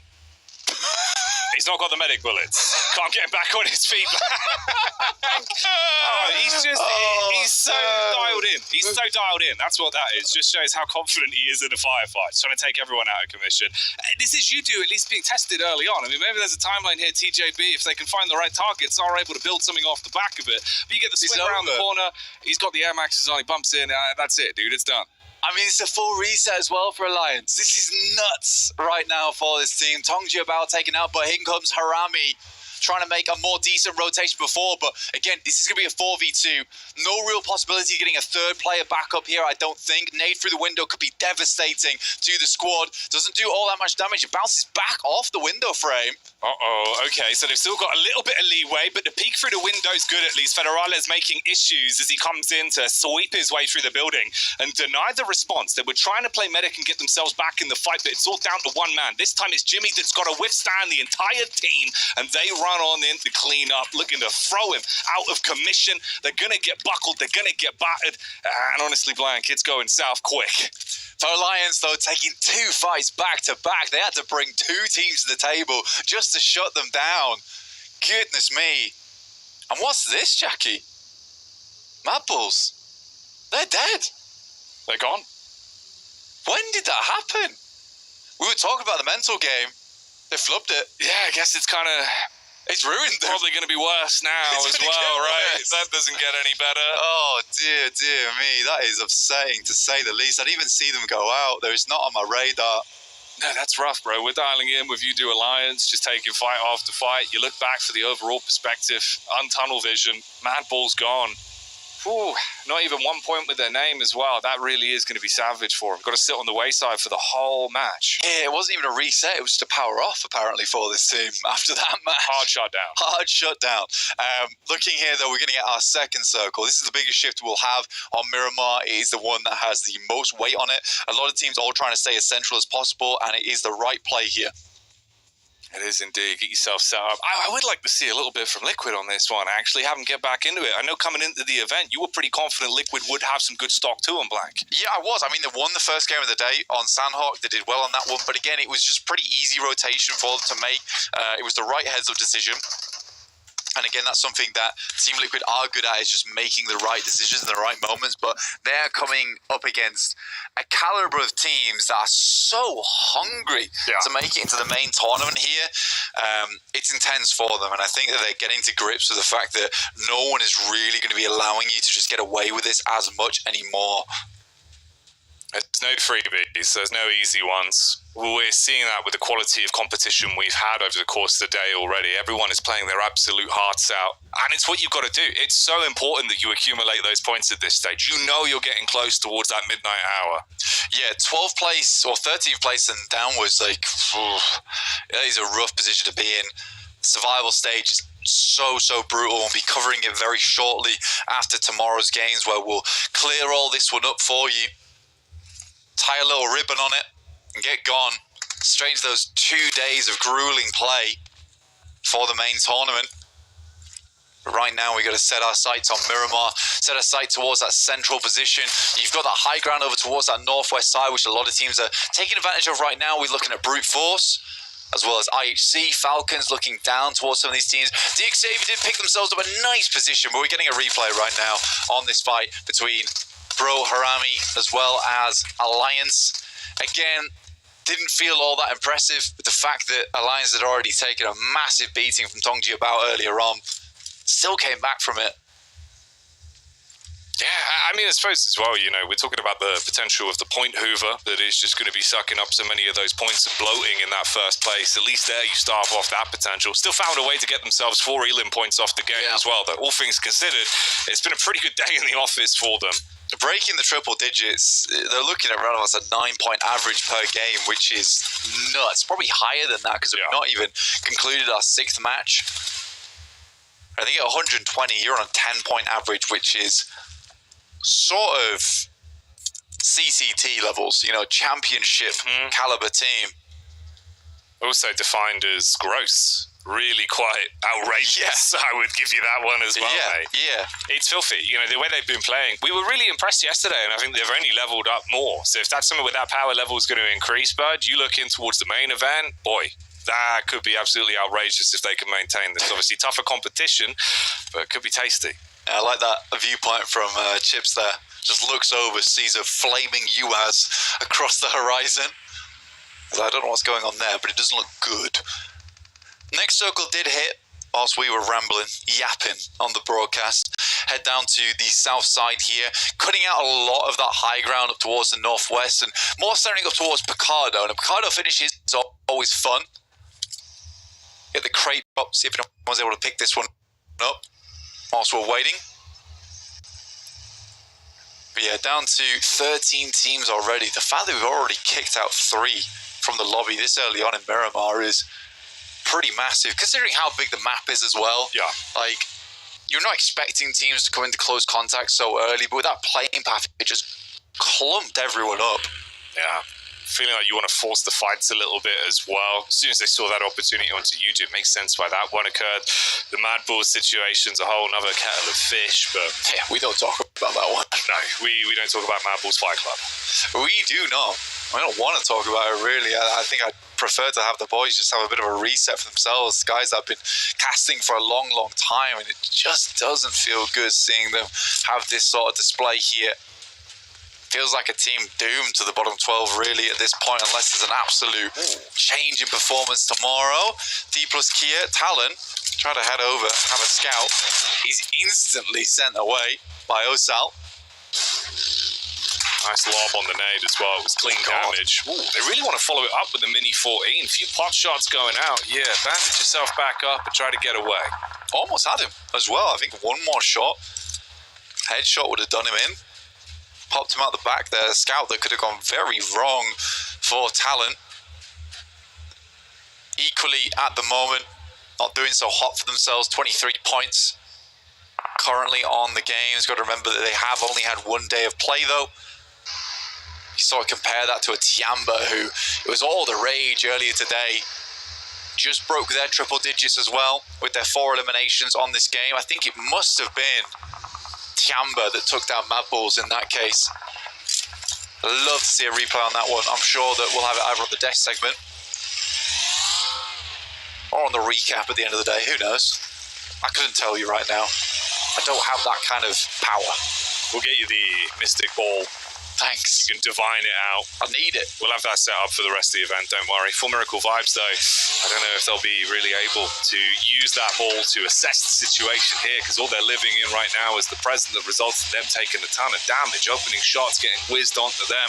It's been a bit topsy-turvy for them over the course of the day, and again, here they're going to have issues. The Amber, though, going in, this is what they do best. They like to try and converge on a unit together and see if they can swipe their way through. Talon do bring the claws out, and they slice back. Bond down, looking for the close quarters compound fight with the DBS. The team trying to reset. You've got Talon on the outskirts as well with an edge. Can get a nice lob on that through the window, potentially cause some issues. And issues are what are happening here for Tiamba Blank. It's not getting any better on this one. Nice bounce on the nade there from QZ. Is it going to be enough though, really? Is this just damage pouring in through the windows at the moment? QZ has had some incredible moments for himself, burning now at the top of the stairs, taking a lot of damage off the back of that one. Nade going to be set around the side. Could have been a huge DBS shot. What was that? I heard the shot. It was on target. It felt like it just didn't hit. It looked like it just didn't hit. It felt like he was set up for the play, right? The instant sweep down the stairs. I'm baffled, Blank. The bullets have just flowed round him. On either side of his body, there was 2 players there. Right in front of him, dead center. He was set up for it. Could have been success on the stairway. You clean 2. Oh, it's gone. It's gone, but I can't tell if the shot didn't register or it's just a minute lag where you hear the shot, but he's already been taken down at that point. But he felt like he'd been robbed there. That's rough. That is rough to watch, and it's got to feel even worse for Tiamba to actually experience it. They thought they had a golden opportunity, one that was put on a platter there to go in for the swoop down on the Talon, but they whiffed that. Nice position from Reject at the moment. I love this spot when you play along this ridge side up towards the northeast. Good shots. The drive-by comes through. Tony K laid bare there by the boys on Besiktas. Tony K, he's a man that you need to keep down if you can. Don't give him any room to breathe. Bullets now coming through from all angles. Liquid have a lay of the land from the side. You've got Falcons close by as well, and Reject up on the hill. You go from finding one opportunity to establish a knock to realizing you can have that happen to your whole squad in quick succession now. They get themselves into a position here where I think they assume they'll be pretty safe, but I think they all had to head in towards the shack there. I think it was a bit overzealous trying to take advantage of the overlook. There's too many teams looking over towards that position right now. You've got a huge amount of squads who all move nice and early up towards that northeast side to get away from that western plane path, who are now all just stuck in a room together. On the other hand of things, if you cut this circle down the middle, you've basically just got 2 teams out on the west. The Xavier as well as IHC. Nice shot from Jappy though. Taking a couple of pot shots as they find that opportunity. You look to set up with the response. I mean, Brute Force have a little bit of leeway in the back line, but the rest of the squad has taken so much damage that it's crumbling away. Any opportunity they might have really had there now looks like it's starting to crumble. Whereas you've got the Bro Boys starting to push up, looking to clap back. They got the brass knuckles on, Blank. They want to commit to this one. Left, right, good night here on the Brute Force team. Like you said, they've got the force. They're brutish, but the defense is not there. Wearing the Barbarian's outfit here. No knight in shining armor. They're bruising here in this game. cruising for a bruising and not the way they would want it to go with how this one is starting to pan out. So many squads on top of one another as well, and that utility really will go the extra mile. Looking to see if you can get those nades on target, take the vehicle out. They know where Vampire is.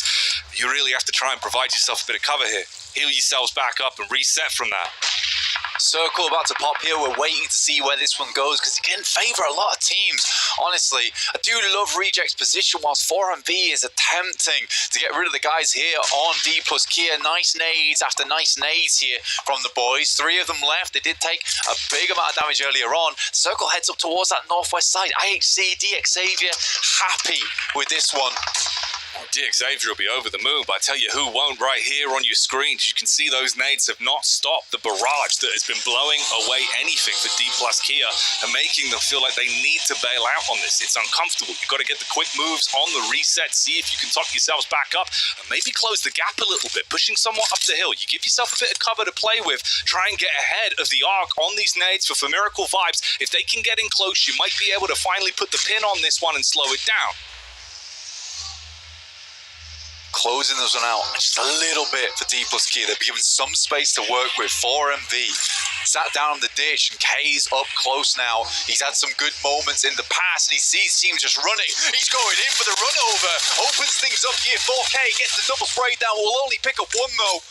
Oh, the predictive shot around the corner. Ooh. He still gets the repeat blank. He's able to take the angle once again and find another one off the back of it. It was looking so good for Miracle Vibes. And they had him trapped. And now it's getting blown to bits. And Talon have seen their opportunity to sweep straight in and continue dogpiling the pressure on. They don't want to give T plus Kia any room to withstand this fight. You're right on top of them when they're low HP across the board. You spread the push around their back as well. You're up close. This should be simple for him. But he jives round. They're just crumbling. D plus Kia has had a hard task ahead of them. Just one left with chips here. Osal on the floor, crawling round, passing that information back, but this is a big moment now for Chips. Can he weather them? When the chips are down, he's got to do something huge. The DPS, we know it can roar, but not in this situation. Overwhelmed, too many angles to prioritize. He falters and the team falls. Roars as loud as he can, but Talon comes in with a quick trank dart there. Take him out. Tiamba couldn't handle it either. Just added to the amount of pelts that they are having on their backs at the moment. We're back on Reject side. 4 players still up, strong position on this eastern edge. They can still clear out here, I would say. They're going to be very worried about Bro Harami, as well as Vampire Esports living in the wings here. For me, it's just if they can maintain the distance. When they've got space, it's fine. We've seen them hitting huge shots on the snipes, on the Mini 14. They're able to establish that control. When you get in close, it feels like it goes wrong in close quarters combat. So Reject needs to play to their strengths on this one. It's not going to be as easy as saying that. There's pressure being applied from the other squads that are looking to advance. Liquid as well, finding slight opportunities to take pot shots, establishing chip damage back over onto Vampire. Yeah, Reject playing kind of scared here, but I don't think he can at this point in time. 46 points after 2 days is not enough. You need to start picking up points right now, and they are thinning as we speak. 32 players left alive, and only so many of those points are available. 28 eliminations, but with the amount of action that's going on, Falcons coming up to have a little peek over towards Team Liquid's position, and just nades pouring over the top towards Harami. Vampire trying to clear them out off this high ground, but it's very tough. Otio took the peak as well and got flicked on by Falcons in the meanwhile as this fight carries on in front of our very eyes. You've got Trey, but it's all about the nades. That's what's going to blow up to bits blank. Goodbye, Vampire. A stake in the heart for that team. Insane nade from Bro Harami. I mean, they sent back, 7, 8 nades up towards Bro Harami. They just need the one. Well placed. A detonation. They've been eating nitro for breakfast because this game's getting explosive right now. Things are starting to heat up inside of the battleground blank. Meanwhile, DX Xavier, they're still chilling. They've had control for so long in a comfortable position whilst the rest of the squads are forced to fight it out for any sort of rotate. Reject just not able to do too much here. I mean, Team Liquid, they're playing the slow game right now. The Knight on the Horse moved to D4, playing it tactically, but it's Bro Harami bringing the C4 over towards Vampire Esports. attempting to just blast them back, and I think that they can carry this one on. They got the full reset on the loop from Vampire 2. It's just this vehicle. They have to send it in, but Duello with the M249, the big gun in the back pocket, ruins their day.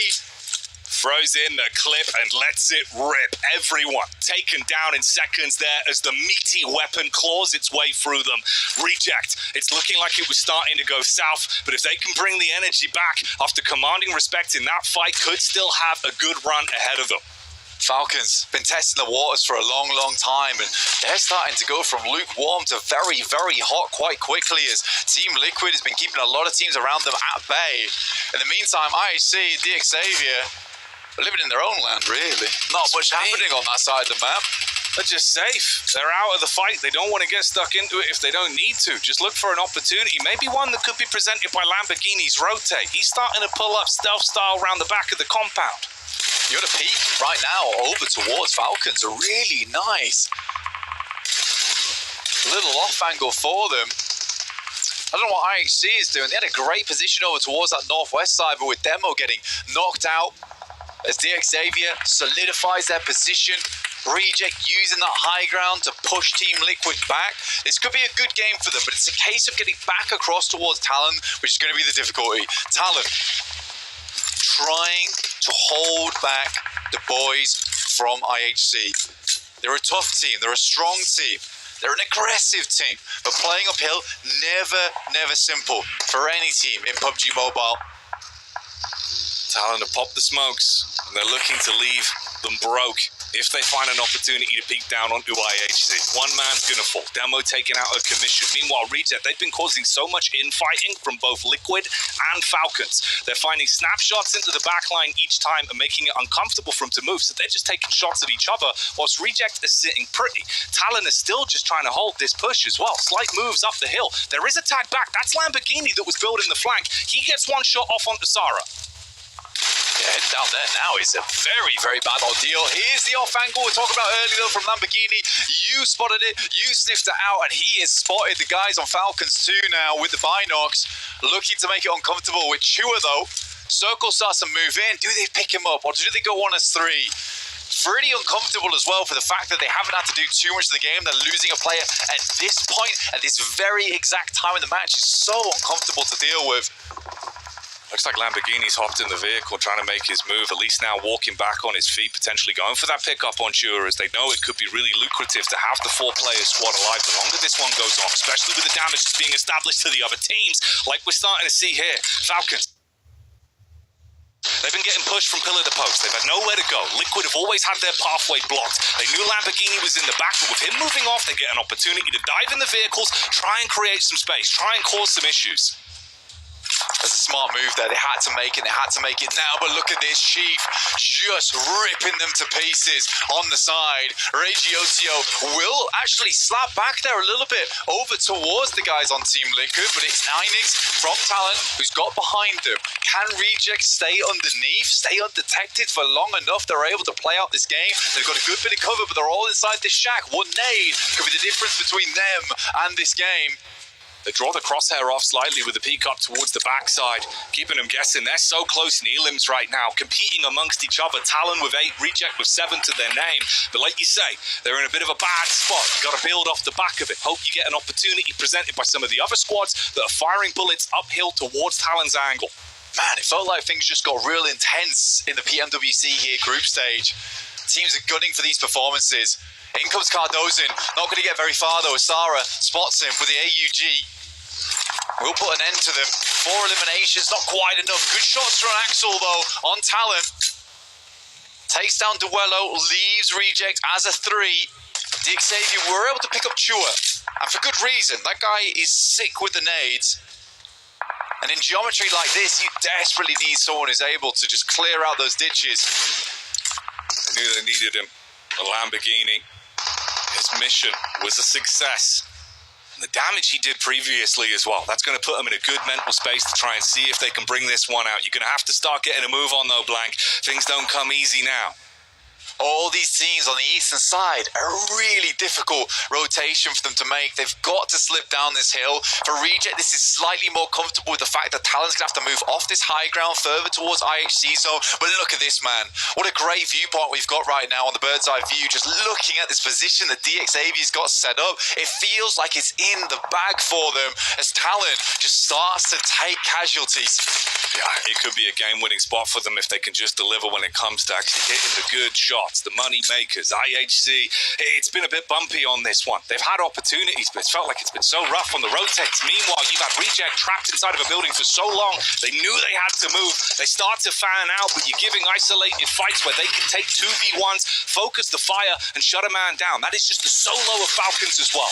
He's really revealed himself. He's put a target on his back for the other squads. Reject slow it back. IHC get pushed in. They're looking for the bonnet. They want to run him down. He turns, burns onto Misery that's now going to be feeling that emotion, and they try and keep it going. All right, Talon taking hard shots. You've got the fight back from OCO as well onto Falcons, who finally finds the solo and shuts that man down. Issues being arisen. How on earth is he still standing as the vehicle whizzes by? Godless still alive for so long here. Doesn't need a god because he makes his own miracles, apparently. Nades over the top from Rogue. Will take out another. This is intense, Shaki. Incredible plays here coming through from IHC.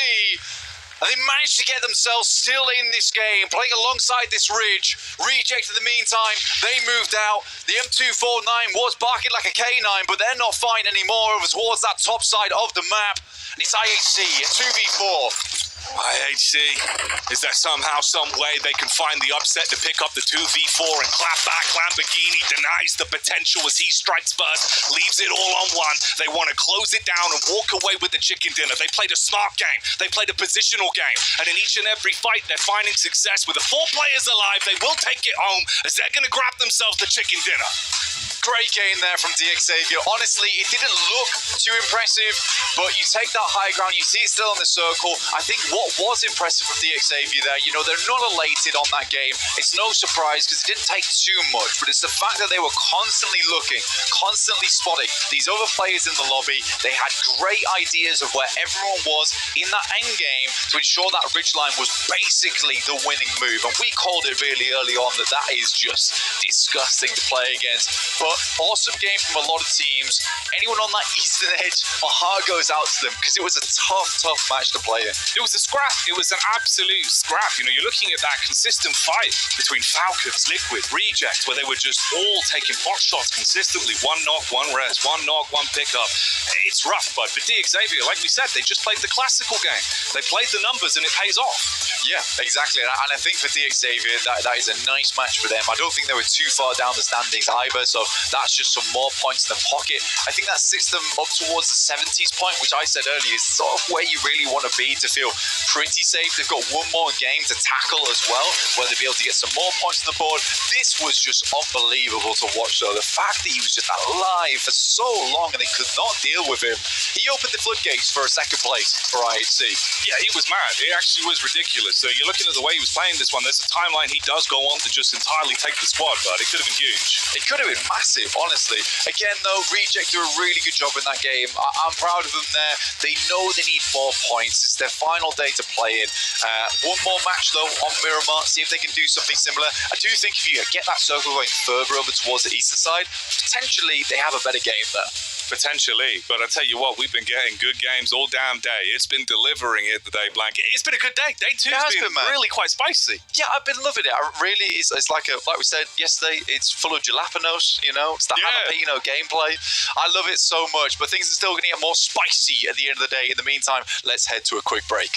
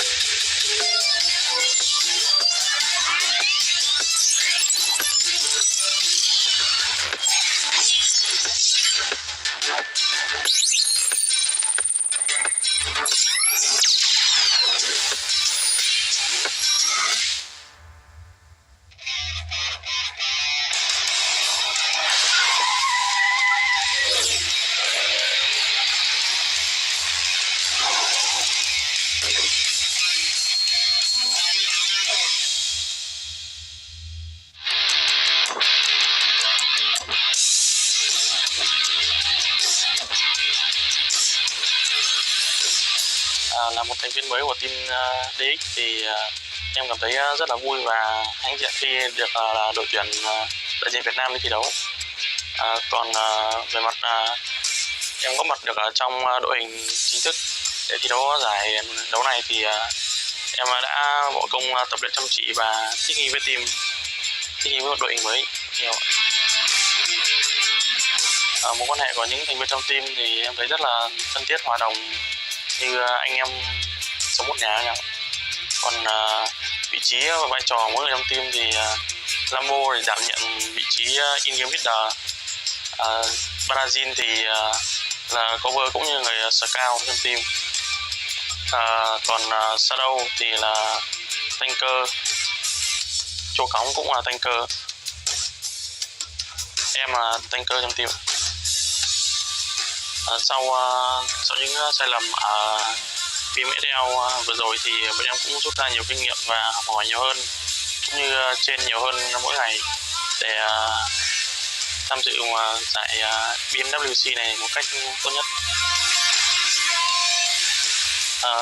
Cảm ơn mọi người đã luôn theo dõi và ủng hộ team DC và mong mọi người sẽ cổ vũ cho đội tuyển mình trong thời gian sắp tới đây, giải BMWC này.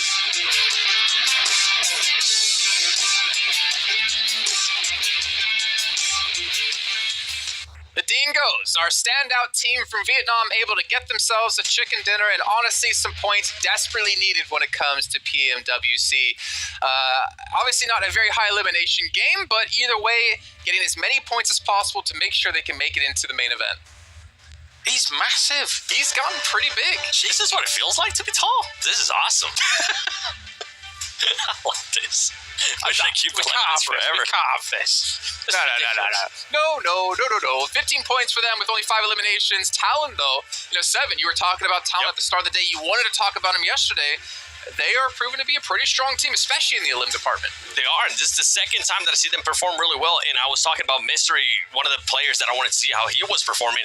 So far, he has been performing really good too. Al-Ula ex-IHC, though, I want to keep an eye on that team. We were talking, I think it was 2 matches ago, how they were only being able to get Ilms. We were talking about the IHC that kind of won PMGC by them being able to win Ilms. Guess what? Now it's 2 games in a row where they've been able to get the Ilms, and on top of that, they've been able to get the placement points. Well, not only them, but looking at Harami, considering they were in 23rd place with 9 points, they pick up 10 points in this match to help catapult them up because they're desperately going to need it. Yes, they still get to play tomorrow, but it's not like things are going to be easier tomorrow. Well, it might kind of be because Group Yellow. Yeah, maybe. We'll see. From what we saw from day one. They find themselves in a really difficult spot, right, when it comes to just being put into Group Green. The fact that there's all these insane teams and Harami's going to have to try and compete against it. He's so tiny now. It's great. I love it. That's what she said. What? Anyways, okay, we can come back. We'll let you back into the mix here. Trying to play around with the studio, and that's kind of actually how short he is in person. You can't really see there is an elevated ground below. It's not like I'm tall, by the way. No. But you are taller than what? We can do our segment like this. We can do our segment like this right next to each other. Let's see it. Which is unfortunate. We're looking at the highlights. Yeah, we can look at the highlights here. We had some sick nades as well come through. Was that Talon on the Vampire, if I'm not mistaken? By the way, not sure. DX, we've been talking about this team for the longest time in regards to how passive they play. And you were talking about how you think maybe they're playing passive because it is going to be the last 2 matches for them. I feel like they're just playing the way they've been playing the whole time, Jason. And he's still on a box. You just can't see it. Yeah, I think we're having a couple of teams we did talk about before, Claris, with playing with a little bit of hesitation. And I think we're kind of seeing it more clearly here, especially for teams in Group Red, because this next match is their final match until it's decided of who potentially is going to make it or not. Yeah, and this Miramar Circle kind of exacerbated that a little bit as we take a look at the overall leaderboards. I mean, like, the Circle didn't allow anybody to head towards the center for a long time because it was so edge-heavy. So very, very difficult for all of these teams to try and get something going towards the center. That means all the crashes were happening on the edge. That means it happens a circle, 2, even 3 circles earlier. Very difficult. Yeah, for me, I mean, we're going to have to talk about it. You were just talking about it too, Jason. With Group Red, they're going to be playing their last match. D+ Kia today, I mean, after such a dominant day 1, we're left wondering, was that going to be a fluke? So far, it's looking like because this team a single placement today. I feel insane. They've only gotten 5 points today, and it has all come from eliminations. And luckily, we're seeing this now because if we would have seen them before, they got 3 more points this last match. It would have been even worse. Well, I hate to be the bearer of bad news, but no, I love being the bearer of bad news. What am I saying? What are you? Yeah, but it's evil Loris. No, I think D+ Kia, obviously yesterday, they made me look a little bit foolish in terms of like their initial placement with how things were going. But again, the circles came to them, and when they've had to chase today, they've not been able to really solidify themselves in some of these games. So it's tough. Look at 7th place though, Besiktas. We're going to have to point them out really quickly. 20 placement points outside of their win, but 24 limbs. They have the least amount of eliminations on this top 8 out of every group or every team in Group Red. That's not a good sign for them, but they are playing, it seems to be like just to try to qualify with this rate. But 24 limbs, this is not going to cut it. If you want to win PMWC, you got to bump those numbers. I mean, we've got 3 groups, right? And if you're taking 4 teams from each of those groups, likely Red is going to be hoping that it's probably their top 4 that are probably going to make it if you're averaging things out. That's not how it always goes when it's 3 groups style. But the 4 that are at the bottom in Red have to be very, very scared about this next game. They really do. I mean, with the ways that some of these other teams are playing, right? Talon Esports right now at 38 points. On top of that, Al-Ula IHC, with them being now in the top 12 as well. That's impressive. And then we're going to be looking at some of the other teams that are going to be coming in tomorrow when Group Jello comes around, like DRX. Boy, I guess with the performance that Harami just had, it's making DRX performance look even worse from day 1. DRX, I don't see a world. Is there any world? They have to have an insane day tomorrow to try and climb up. And the thing is, that's to try to get top 12. If they don't do it here, they're going to be sent into the survival stage where only 4 teams get through. And you have, obviously, the teams who didn't make it from here, but you also have teams like Team Spirit waiting for them, looking to make their mark here at PMWC. But speaking of brute force, this is taking a look at their playing yesterday versus today. I know we checked in on this before 7, and they were kind of playing on pace with how they were doing yesterday. But this is a team lowest at the moment in Group Red. I mean, for a team that won their PMSL, for a team that had a little bit of hype behind them, because now they had more international experience. I was expecting a lot more. I was going to be honest. I thought they were going to be in top 12. They have disappointed. I almost bet you Clark is feeling the opposite way. This is kind of how they expected things to go for them. But you know what? We expect to go to our casters because it's time to get underway here with our final match in our second day of play. Blink, Jackie, take it away. Jason, your expectations are correct. Myself and Blank in the building. Last game of the day. The games have been delivering today, Blank. We have had some intense moments from start to finish, but the grand finale, we've been keeping that waiting in the wings, and I can't wait for it. The sixth game to take the cake here. I'm ready to see it. I'm ready to watch things explode on the screens. We head to Miramar for one final time today, and then Group Red's done.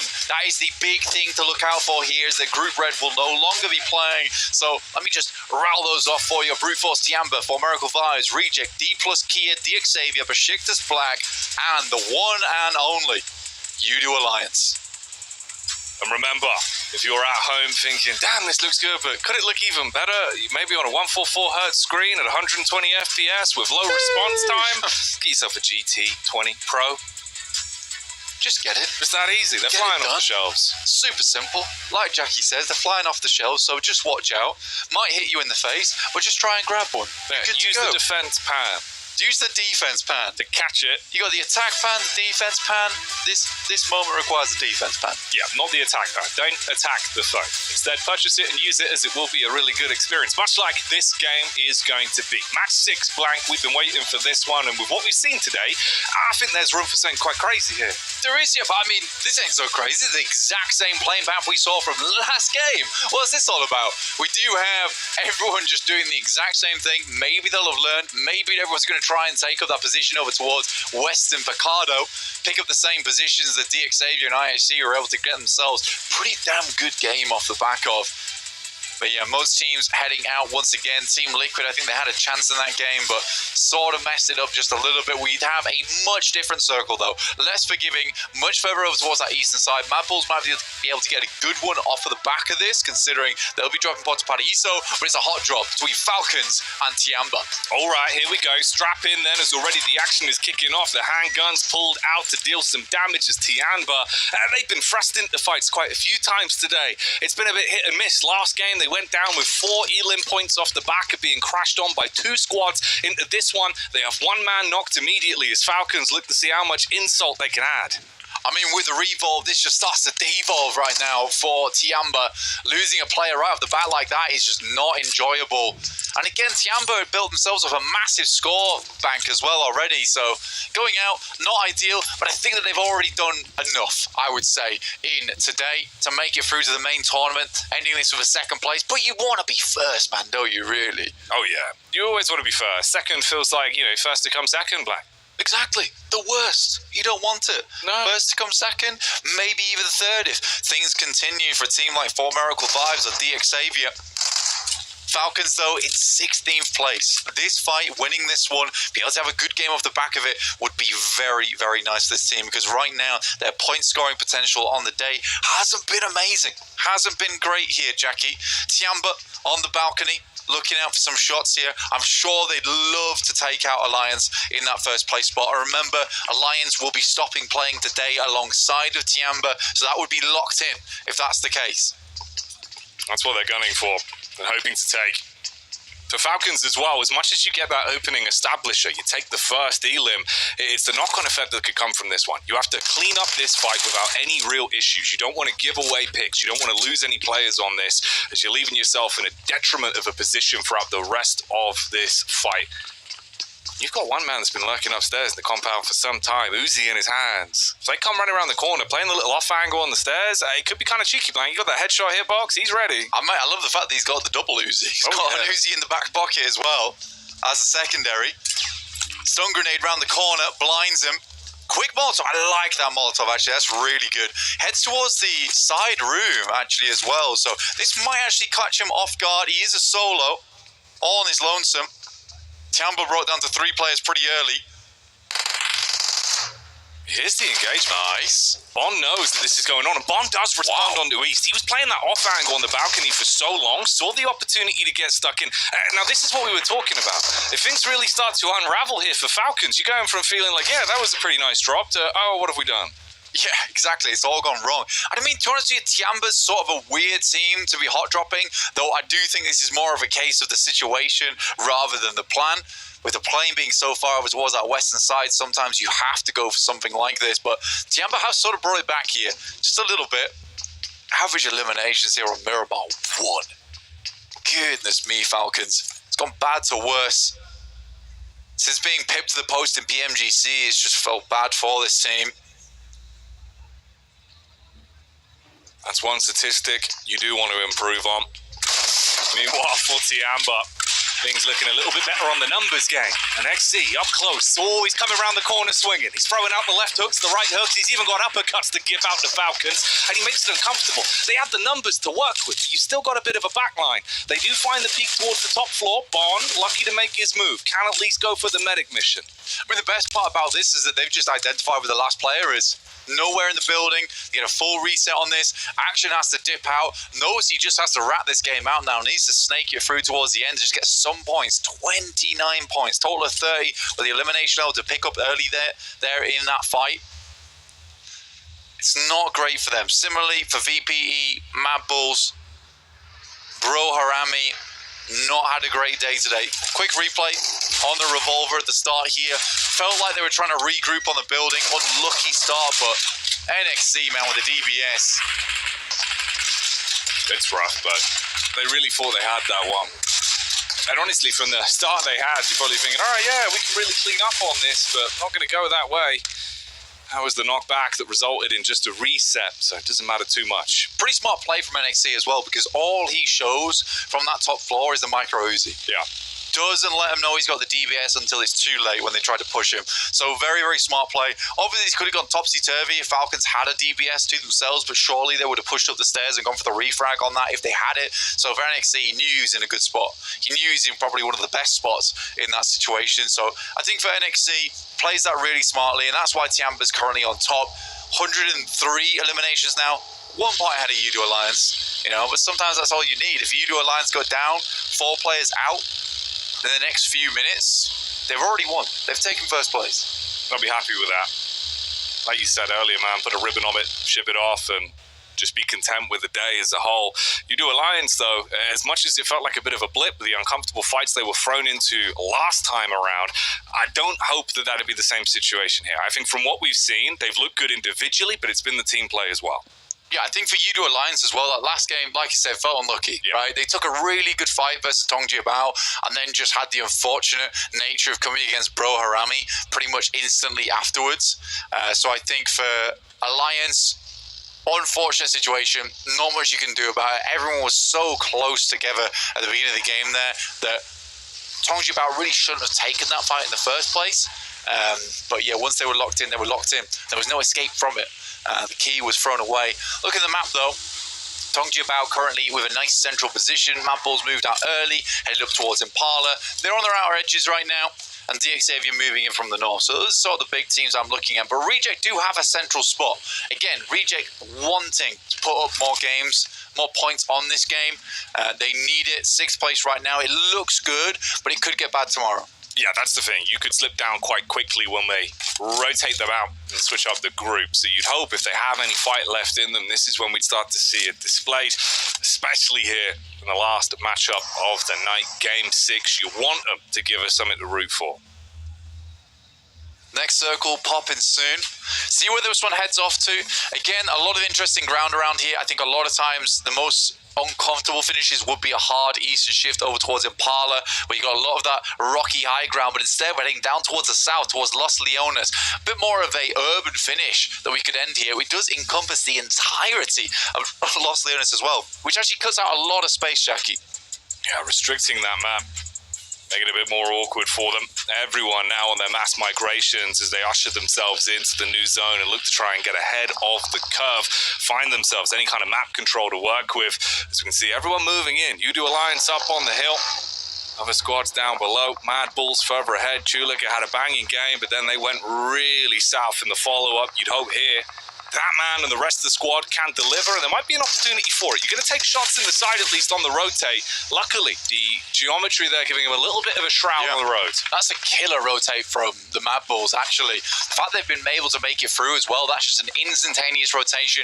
They were stuck out on the eastern side in Impala. Xavier took their position before, but wow, the fact they've been able to get in here on the outer skirts of Los Leones, incredible rotate.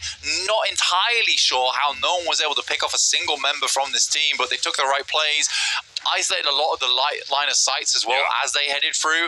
This was overall a really good rotation from the Mad Bulls and could set themselves up for some success, where success looked limited just moments before. Look at this, man. This happened so long ago. Tiamba losing the first player, Falcons then just getting ripped to pieces, and they're still trapped amongst each other. You've got the nice establishers here of where our squads are setting themselves up after moving in. That's the only two that's miles away from the rest of the pack that are now all inside of the zone. Team Liquid trying to get some scouting done here. Cardozo and Federales spots him. He crashes out. Will need to try and live this one. Tries to get some cover. The reload goes through from Federales and he's behind the rock, but in comes Xavier. Chua here as well. Easy nade for Federales. Only has one nose. Has to make it count. First aid kit might go off in time, but no, it will deal the damage necessary to take Cardozo down. Now picking this player back up, dangerous task. Yeah. Probably not one that you want to invest into with the rest of the team so far out in the distance on the northeast.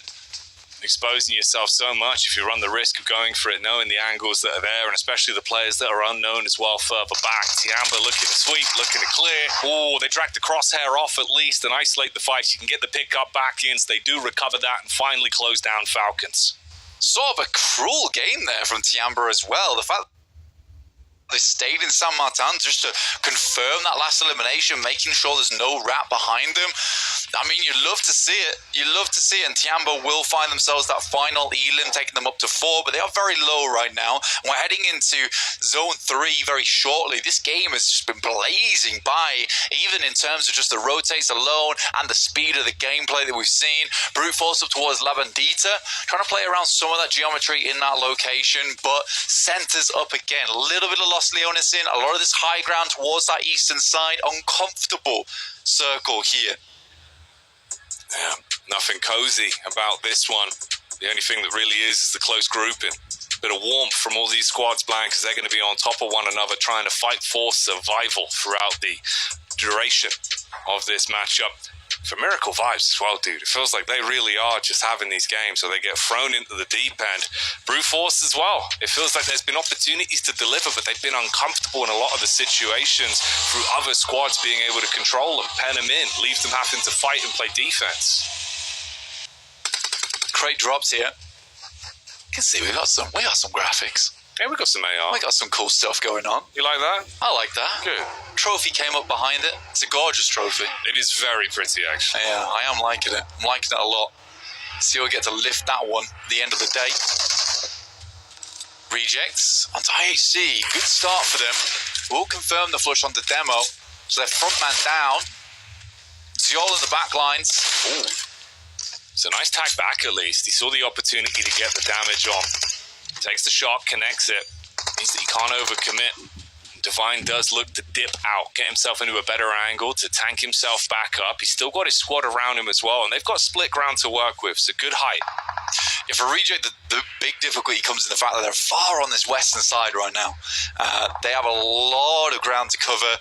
Luckily, there is a ton of cover to work with as you pass through Los Leones. You can see here, nice little shot of our match screen here as well. Mad Bulls 4 and V, as well as IHC all penning the guys from Reject in. They could go for a southern rotate, but where do you go after that, Jackie? That's the difficulty. D plus Key have already maintained a lot of that zone for themselves on that south side. It's just a tough circle overall, and we'll take a lot of cerebral action towards the end of the day, which is typically when you don't want to bring that out, right? You want more of a chill match after your 6 games, but no, we want you to play your hearts out all the way to the end. Yeah, no flow state gameplay here. It's got to be switched on, smart decision making time and time again. For Tiamba, they've been making their slow rotation round the back. And there is some squads ahead of them as well. Timeline where they could run into a few. You got the spread out as well from Brute Force that have moved up. That's Liquid that are in their eye line that, of course, lost one man earlier on. Yeah, Cardozo going down is not a good thing for the team. I think he's a really good player on the squad.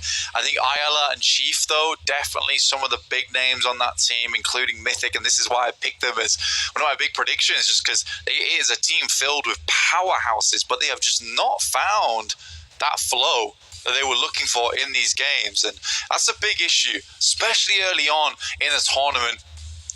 There's still time to bring it back, but you don't want to be bringing it back in the survival stage. Luckily, a lot of those top squads will be going out tomorrow, and maybe Team Liquid will be able to take some of these other teams to task. The more easy setting, Pubg though coming through, and Tiamba getting cut out. I mean, they had a long rotation. They put so much investment into action from Falcons.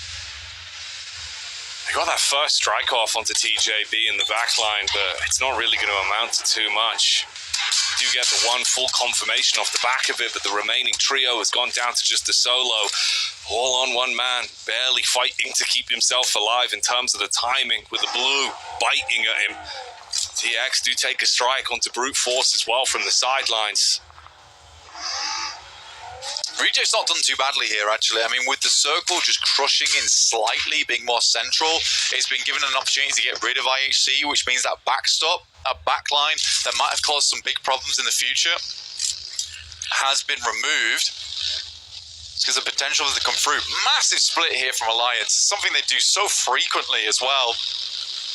On that north side, controlling so much space as they look over towards teams that are maybe trying to get through. Dick Xavier, spot a play here from Brute Force. Should be able to take him down pretty easy with an A. Doesn't want to expose himself either. Just clean this one up.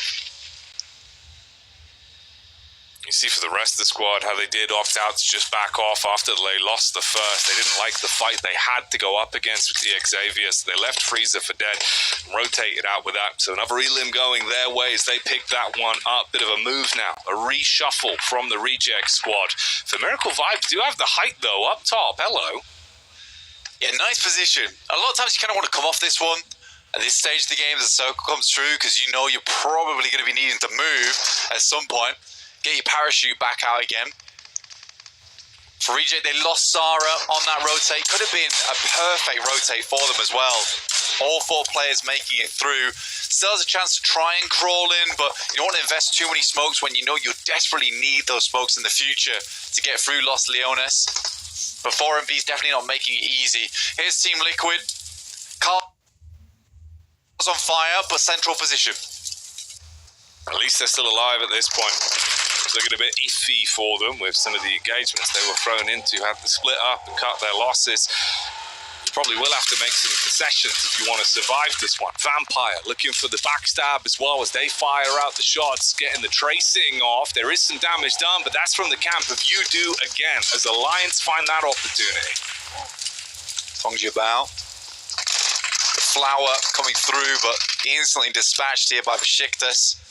On that northern side, they spent quite a bit of time trying to deal with QZ, but he's making his way in too at this point. Vampire, quite a lot of teams on this northern edge actually trying to play around these ridges on the valley with Alliance, making that split a little bit smaller right now, constricting, controlling a bit more space, a bit more firmly, as opposed to having that split. But a lot of times this is what Alliance does well, it's just accruing a lot of that information early on in the game, so they know what they need to do later. It's what DXavier did last game to get themselves a nice chicken dinner off the back of it. This is such a difficult circle, Jackie. You can see where the crossroads all meet, the high ground that sits all around it. It really is a case where there's at least 4 winning positions here in this game on the high grounds. Team Liquid is desperate for a southeast shift. QZ's not long for this world, that's for sure. I mean, it was pretty brazen of him. I'm pretty lucky that he's even survived this long. Tried as best he could. was looking for any opportunities, but they were few and far between. So it makes sense in the end. He is going to be shut down and taken out of the equation. From the high ground you once had, he starts to make his move as well. For Miracle Vibes, looking to potentially group back up a little bit here as Reject have given space between them. To be aware of this, so they know they've got that timeline. OCO still looking up towards the high ground, believing him to be there. So seeds of doubt in the mind. Yeah, that's the difficulty, just wondering about where these players are a lot of times for Reject as they pass through perilous ground, let's be honest.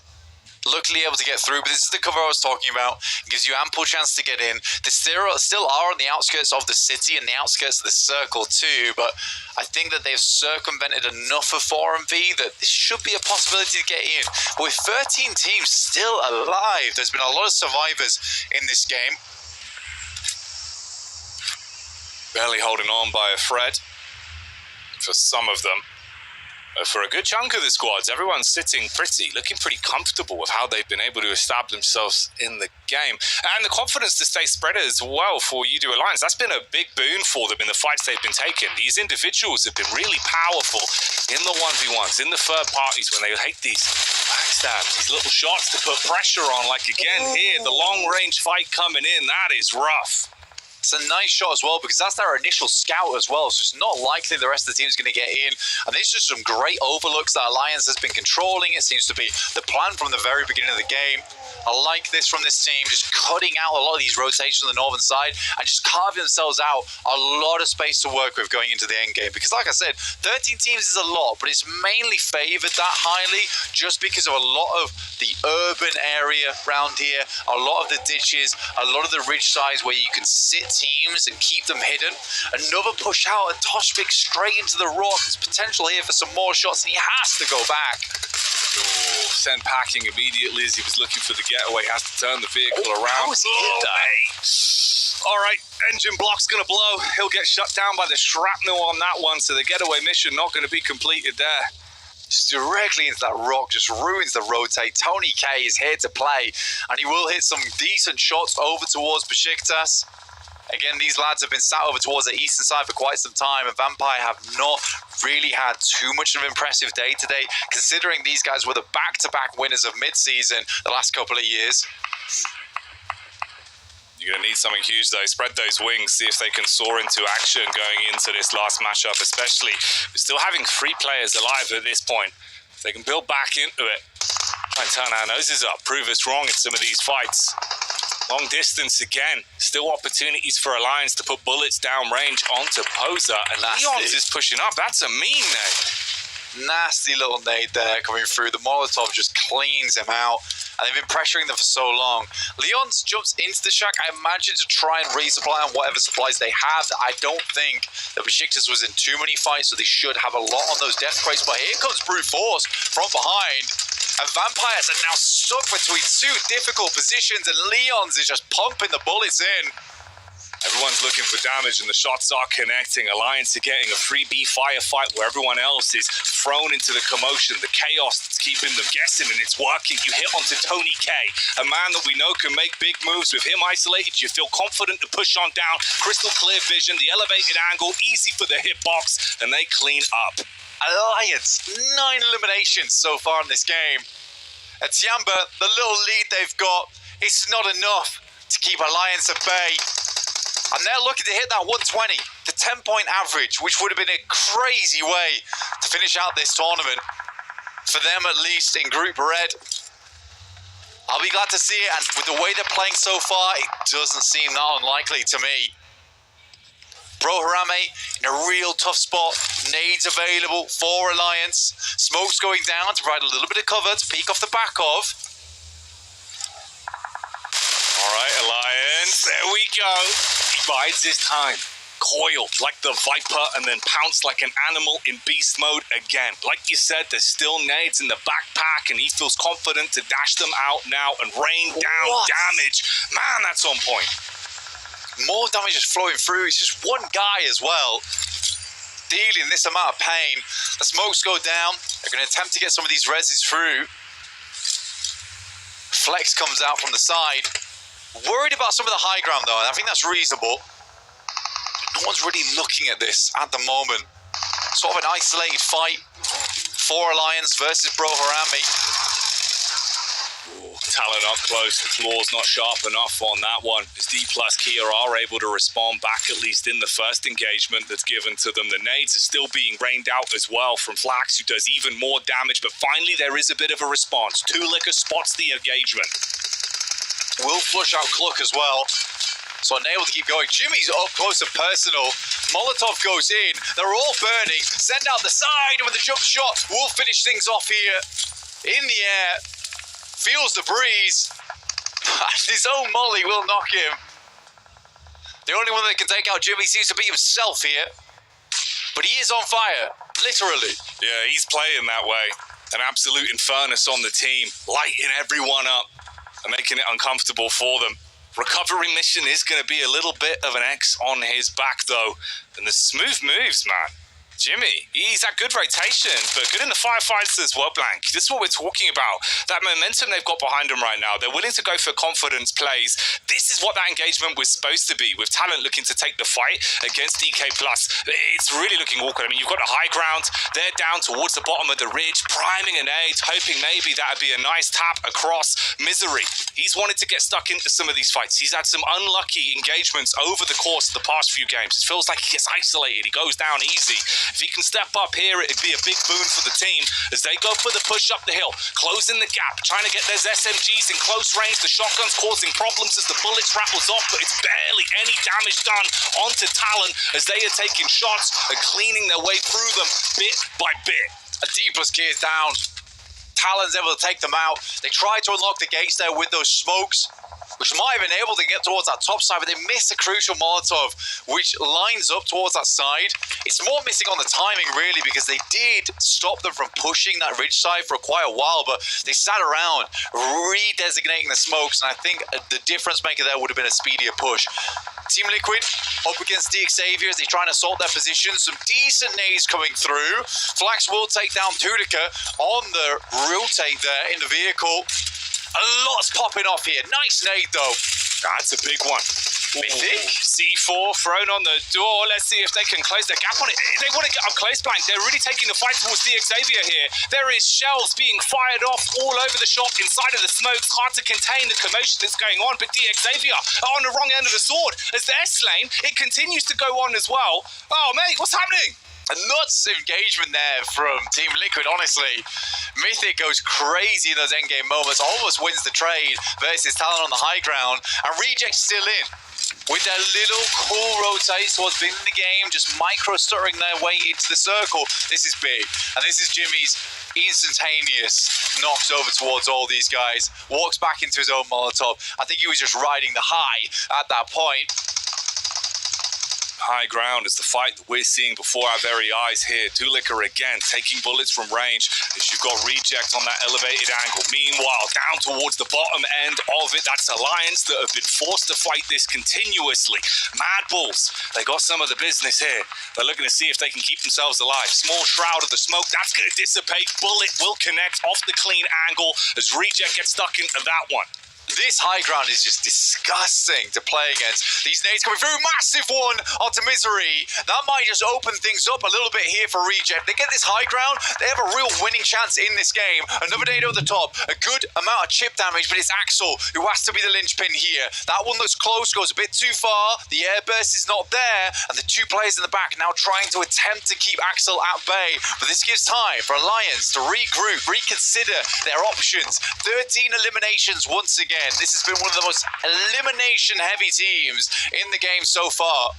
And Reject, it looks so strong with how they were playing it up on top. But Axel's backline with the response back from Misery as well. They put the pressure back and flipped the script, making it uncomfortable for him to hold. And you're split. Your attention's now between two different pathways when they want to converge onto you. And this gives time for the other squads. Like you said, you can reset, start to move up, get yourselves into a better position. And whilst they're infighting, you can scale up. Apex, real close here. The nade goes along from Reject. Not able to take him down. Baron playing a perfect backstop mentality for the team, allowing Apex to get nice and close. Does drop off the angle for a second here. For Miracle vibes. Back towards the compound side. Alliance slowing it down. The two duos versus the two trios that are still alive and kicking. High ground could be so prevalent, it could be so beneficial. Misery, scouting down below, clearing all these angles, wants to have a good assess of the lay of the land and know exactly where Alliance could be. Doesn't over-egg the pudding though, Blank. He pulls back, plays with the rest of the squad. They're looking to play this smart. Yeah, for Talon, should be in the back pocket, right? They just have to play intelligently, not push too far out. Yeah, get a ton of points off the back of this one. But again, this is a team that has been struggling in the group stage. Alliance underneath, biding their time. You wouldn't believe it, but we're in the final circle here. This is going to crunch everyone in, and it's very dangerous for Talon because they've not been able to get enough done at this point in time that the circle's going to push them off that high ground into the jaws of Alliance and 4MV. Misery. His scouting mission worked to at least get the info. But now it's not his nades that are being thrown in. They're taking the splash damage that's thrown across from Reject, trying to keep them penned in. You can see it with the split here from the top-down view, the way both sides of the coin are looking very similar. But Talon look to take the initiative, and with the use of the utility and their gun skill, they shut down Reject, reject the chance of them finding supremacy on this one, claim control of the hill, and make their lives slightly easier. For Miracle 5 still have utility to play with, and they really are. Throwing out the dynamite, say goodbye to the first man. Talon forced to recoil and reset. Crunch of a grenade there onto another one over the top from Baron. The Barony is in session, and Reefus in the meantime is taking down Alliance. This could be a full sweep onto Talon here, and they will do it. Apex Predator inside the lobby now looks towards Alliance here to break them up. Their last game of the day. Reefus drops down from up on high. Oh, he goes for it. The drop down into the engagement, now panicking. The snap-second decision making of how to recover this one. You know you're down effectively in a 1v2 isolated fight. You got nades raining down on top of your head. Like you said, the Apex Predator, the man that's been making the difference here for Miracle 5, so close to upsetting the potential of another pickup, another chicken dinner for Alliance. If he can just find control of the game from this point, doesn't want to waste his time going for the res, instead switches out to the nades. You got the push up from Flax. He's looking to make his move in. Heavy chip damage done that's going to keep him penned. He's struggling as the drop comes through, denies Alliance, and they grab that one. 4MV, what a finishing game there. Was tough, great angles held, and Talon just could not face up against them. Reject crumbled under the force of the Talon's weight, but it's 4MV to lift them high and toss them down. What a game from them.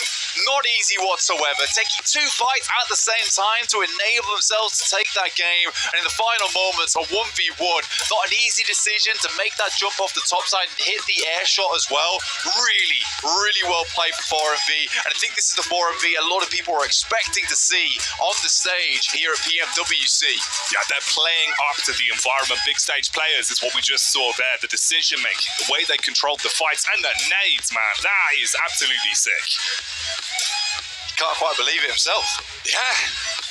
The nades, like you said, really, really well done, very well placed. You can kind of see the difference between a team like 4MV and Reject. The way that 4MV set this fight up, they had that backline member. They had a general idea of where to be sending these grenades because they had constant information flowing back from their backline. So Apex just tosses these grenades in, and they're all on target. It really does require you to have a very well-oiled team, some good refrags here as well. And again, this is how a lot of teams describe 4MV is just tactical in their nature. It's a nice game, and I expect to see more of it out of this team because they've had a slow start. Doesn't matter how you start, though, if you can finish strong and bring that momentum out when it matters most. And that is going to be a good one, at least in terms of the energy as well. You're going to go home feeling pretty happy with that result. Yeah, you absolutely are. And I mean, for 4 Miracle Vibes to finish things off there in Group Red with a win, going into hopefully not survival stage for them, but into the main tournament, that is a nice bit of momentum to have, honestly. And it's one you desperately need because you don't want to be going through the group stage thinking, this is really tough, and then having to play against the best of the best again in that main tournament. Yeah, you thought that difficulty level was hard? We're going to double it. Keep it going. We're going to dial that thing up. Yeah, bring it all the way up. But let's bring it back down to the studio with Jason Kaplan. Oh, what are you saying, Jason? Man, I'm just happy to see 4MV close things out for another day. They closed out things yesterday, and they closed out things yet again today to pick themselves up another chicken dinner.